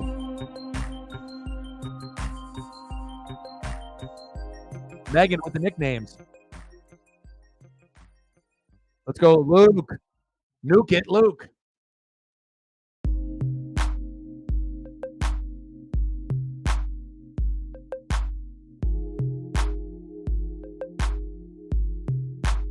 Top of the 9th, 8-5 Mariners. Pitch in the zone there for a strike, 0-2 count to Luke Raley. Nuke it, Luke. Very entertaining game. And there goes Nuke Lukem. Luke Nukem. He's gone. 1 away. It's okay, Luke. I love you, and you homered today. Next up, DHing for Seattle, Mitch Garver. Like pretty much everyone came to play except for Julio. Julio and Ty France, but everyone else has gotten at least 1 base hit, and a lot of players got doubles or home runs. Home run by Luke Raley, home run by JP Crawford, and then obviously Rojas 2 for 5 today, Raleigh 1 for 5, Luke Raley 2 for 5, Garver 1 for 4, and obviously Canzone didn't really do anything for us either. And even Demo 2 for 3. Solid day. Hopefully we can have a day. And so what that means is if everyone is producing today, then what that means is either tomorrow or on Thursday, no one is going to produce except for Julio. And we're going to end up either losing like 2-1 and he'll hit a home run late in the game. That's how it always works out. Julio, if he doesn't, end up getting in on the party and jumping in the water, it's warm, come on, jump in. That means that Julio will step up either tomorrow or the next day, but we might not get a lot of production from anyone else, which is sad. Garver, there we go. Mitch Garver playing great here in fucking June. Hell yeah. 1 out double by Garv. How many doubles do we have today? So many double cheeses today. Double vegans for Megan. Let's go.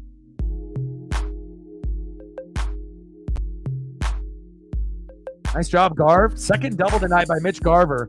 And I was very critical of Garv, obviously in April and May. And again, we don't really know what we're going to get out of Jorge Polanco when he comes back from the injury and whatnot. But Garv has proven to be a decent now DH and commodity where, you're a DH, you're not playing catcher, you're the backup catcher since Sebi Zavala went down for Tyler Locklear, and you actually are earning your money now and helping the Mariners win. Good job. Mitch Garver bringing in that World Series experience from the Rangers and finally being an asset, not a liability for Seattle. Nice job. Next up, Mitch Haniger. Let's go, Hanny. Filling in for Dominic Canzone, who's been struggling. Someone that we might need to send down to AAA at some point. I like him, but again, we can't sugarcoat it for a particular player. If they're not playing that good, we have to see what else is out there. And again, we need to figure out who left field and right field are going to be. If you have Julio in center, right, and you have Haniger sometimes in right field or DH, and you have Luke Raley, who can obviously play first base or left field or right field. We got to figure out that other spot. We need to figure out left field and right field, and hopefully we end up making a move, before the deadline for someone in the outfield that can fucking hit and defend. Popped up, 2 away. Haniger lined out to center. It's okay, Hanny, I still like you.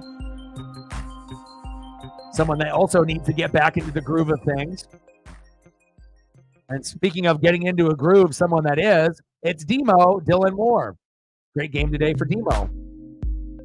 2 for 3 with 3 runs, an RBI, and a base on ball. One of the best games of the year for Demo. So fresh and so clean, looking good. 117 people in the room. Like, sub, donate, comment, share. Let's get to 50 likes. And we're at, 52 in donos, 48 to hit the goal. Demo popped up, 2 for 3 with a solo home run. A double, a base on ball, a stolen base, and 3 runs. Very productive.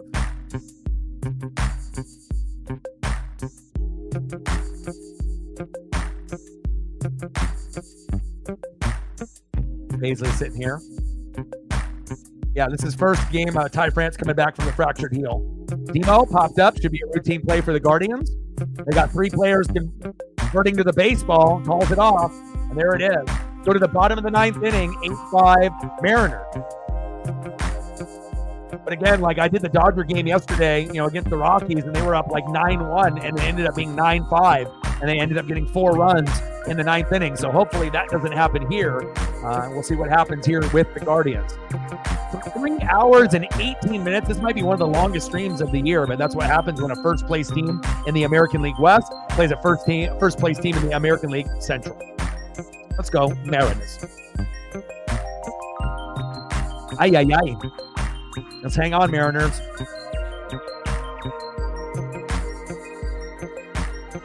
I'm exhausted. And then we'll be live tomorrow, same time, same place, 3:30 Pacific.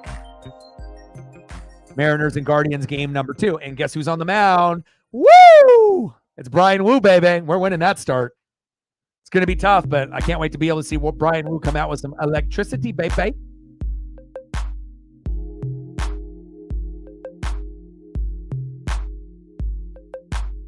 And I would assume Munoz is going to still be out there, try to get a 5-out save like he already has twice this year. All right, let's see where we're at here in the lineup.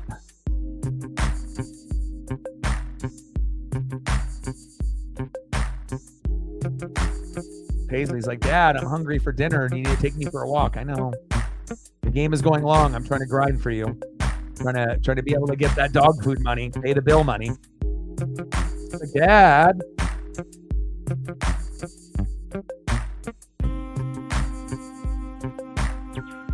Brian Wu versus Tanner Bybee, 3-0 versus 4-2. And then Thursday at 10:30 a.m., Luis Castillo versus Logan Allen. Tough matchups. Good pitching staff for the Guardians.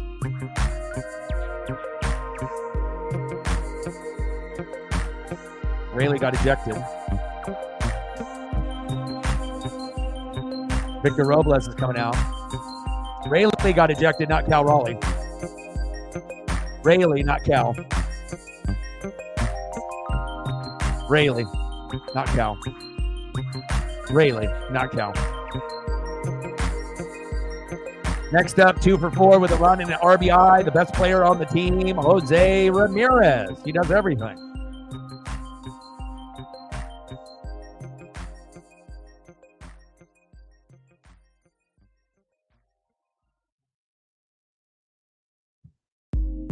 Pitch is low and into the zone. 1-0 count.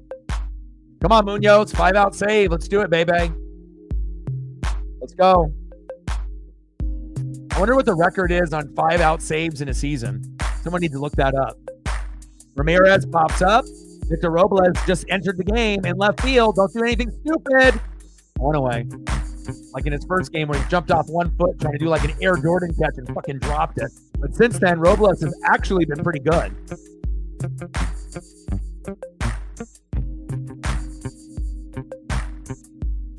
He's laughing at Julio.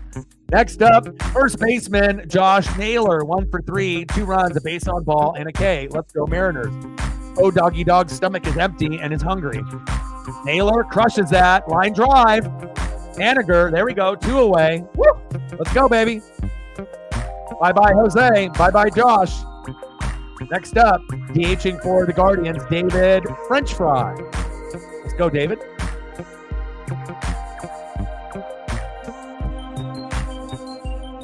Trying to match my chain. Victor Robles.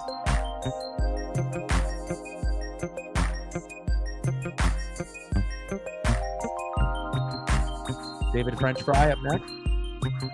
Bottom of the ninth, 8-5 Mariners. I mean, obviously we wanted to have a little bit bigger of a win, but you can never count out a first place team like the Guardians. Guardians, Royals, Twins, they're all good. And it's not going to be easy beating those teams, let alone in Seattle, but on the road. Very, very difficult. Can't take anything for granted.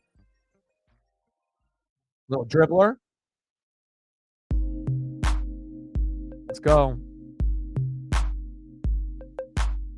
Nice 0-2 count. Let's get this dub, baby. And again, the last time that we played in Seattle, we lost 8-0. So Matt's like, I need you to see this. Chop foul. And I was going to tell you, bro, a lot of the, play calling and whatnot, you're not going to get as much likes and retweets and comments because we're not in football season. So I'll put it up on the screen, but just letting you know in general, if you're wondering why you're not getting as much, maybe feedback when you're doing it, because, if you're doing a bunch of football plays and football stuff and it's not football season, you're going to get some people that are going to see it, but not everyone is going to care as much as me to retweet and look at it, because we're not in the NFL season. Something to keep in mind. I still want you to keep grinding and doing it. Fry with a little base knock single. Damn it. Oh, looks like he's going for 2. It's a double. Throw to second, safe. But anytime you end up doing something off season, you're not going to get his best results. Obviously, talking about football when we're in baseball season. But keep doing what you're doing. I mean, I enjoy it. I like the little breakdowns with the plays and you little comments on the highlights and everything. But if you're wondering why, that's why. And someone that's always on social media, I know. But keep doing your thing, brother. Bottom of the ninth, 8-5 Seattle. Runner at second. Mr. French Fry, David, with the double. Next up, right fielder Will Brennan. 3 for 4 today, trying to make 4 for 5. Big swing and a miss. 0-1 count.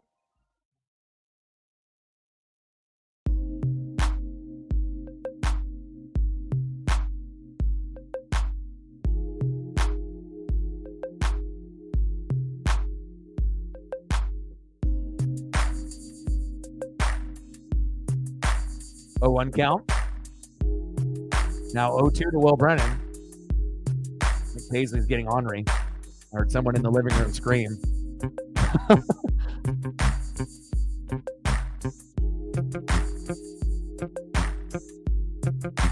Pitches outside, 1-2 count.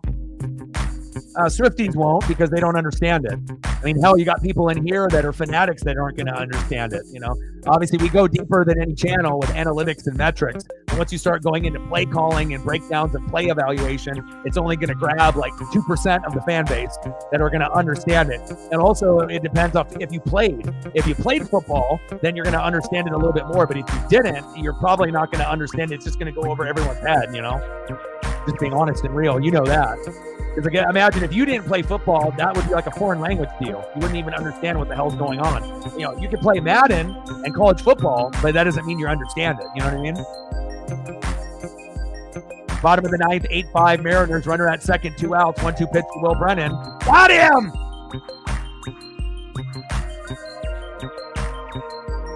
Woo! Let's go. I don't even think it'll grab 5 to 10, bro, because you go so in depth with it, it's going to go over everyone's head because you got to think how many people actually played football in junior high, high school, or college. Not many. Some maybe Pop Warner, but you'd be surprised. It would go over a lot of people's heads, bro. Let's go, baby. Munoz. Final score, Seattle Mariners 8, the Cleveland Guardians 5. We take the dub, and when the Mariners win, what do we do? You already know what we do. We dance, baby. Mariners win. Mariners win. Mariners win. Let's go. Hell yeah. Make sure you guys like the stream on the way out. I want to make sure we get to 50 likes before we go. Let's go, baby. And then I'll be live tomorrow, same time, same place, 3:30 Pacific, for game number 2 of the Seattle Mariners and the Cleveland Guardians.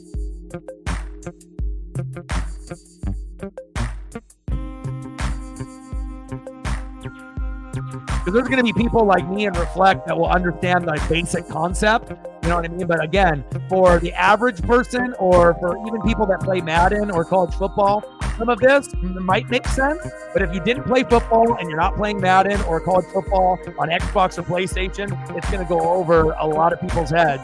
You know, but again, it's always nice to be able to have someone that is fluent with that, to be able to break it down for the people that don't understand it. So I'm always going to go with the analytics and statistics with me and Reflect, and then you're the play calling guy. So that way you can go over that. And you'll get better results with your stuff on Twitter during the NFL season. But again, you know, once we get a little bit closer to college football and NFL, you'll see a little bit of an uptick on your social media posts. Oh, baby. We got to throw Maurice up here too. Man, what a long stream. And everything was pretty positive except for that one little instance in the middle of the stream. Apologize for that, Megan. But again, I can't control what people say or do sometimes. But again, we will make sure we monitor things closely. And if I have to put someone in a timeout or if I have to boot someone, you know, we will obviously look at every situation accordingly and evaluate properly because we want to make sure we keep the mental health on the up and up. Mariner Moose, baby. Let's go, Maurice. Jacob, you got to be here, bro. GG, brother. Now the series is tied 2 games apiece. You guys won 2 out of 3. We won the first one here in Cleveland. And again, we got 2 more games. One tomorrow at 3:30. I will be live. And then we got another one at 10:30 in the morning on Thursday. And I haven't really decided if I'm going to do that or yet because I do have a high school friend, this girl that I went to school with like 25 years ago, this cheerleader girl, Emily, and she messaged me. She wants to go on a walk with me and Paisley. So I don't know what time she's going to be showing up to my place, you know, to go for a walk. So I imagine around 12 or 1. When the game starts at 10:30, it'll probably be over at like 1. So if she ends up coming through, I may or may not do the stream. If she doesn't come through, then obviously I'll do the stream, but I haven't really decided yet if we're going to be doing that or not. But, you know, obviously going on a nice nature walk with Paisley Pup and having an additional guest will always be good and a time for me to be able to catch up with someone that I haven't seen in 20, 25 years. Mariners win, baby, but I will be here tomorrow. And a little sneak peek at the thumbnail for tomorrow. So obviously we have Julio Rodriguez and Jose Ramirez. And to give a little love to the Guardian fans, we're going to give a little love to Stephen Kwan, his first time on the thumb on the NWSF. There he is. So that'll be the thumb here for tomorrow. So I love you guys, and I appreciate you guys very, very much. You guys are the best. I love you. Shout out to all the people that donated, commented, and shared. And I'll try to end up doing the stream on Thursday. I mean, it's early in the morning, and normally I don't have people randomly hitting me up wanting to hang out with me and Paisley. So we'll see where it goes. But again, I might end up doing that stream on Thursday morning. I'll have to keep up in touch with her and see if she comes through or not. So I love you guys, and I appreciate you guys. Shout out to all the people watching on Twitter/X as well as YouTube. Final score, Seattle Mariners 8, Cleveland Guardians 5. And I hope you guys have a great rest of your Tuesday night. And I got one question for you. Who you know talk sports like us? Your boy Ryan, Northwest Sports Fanatics. I love you, and I'm out. Okay.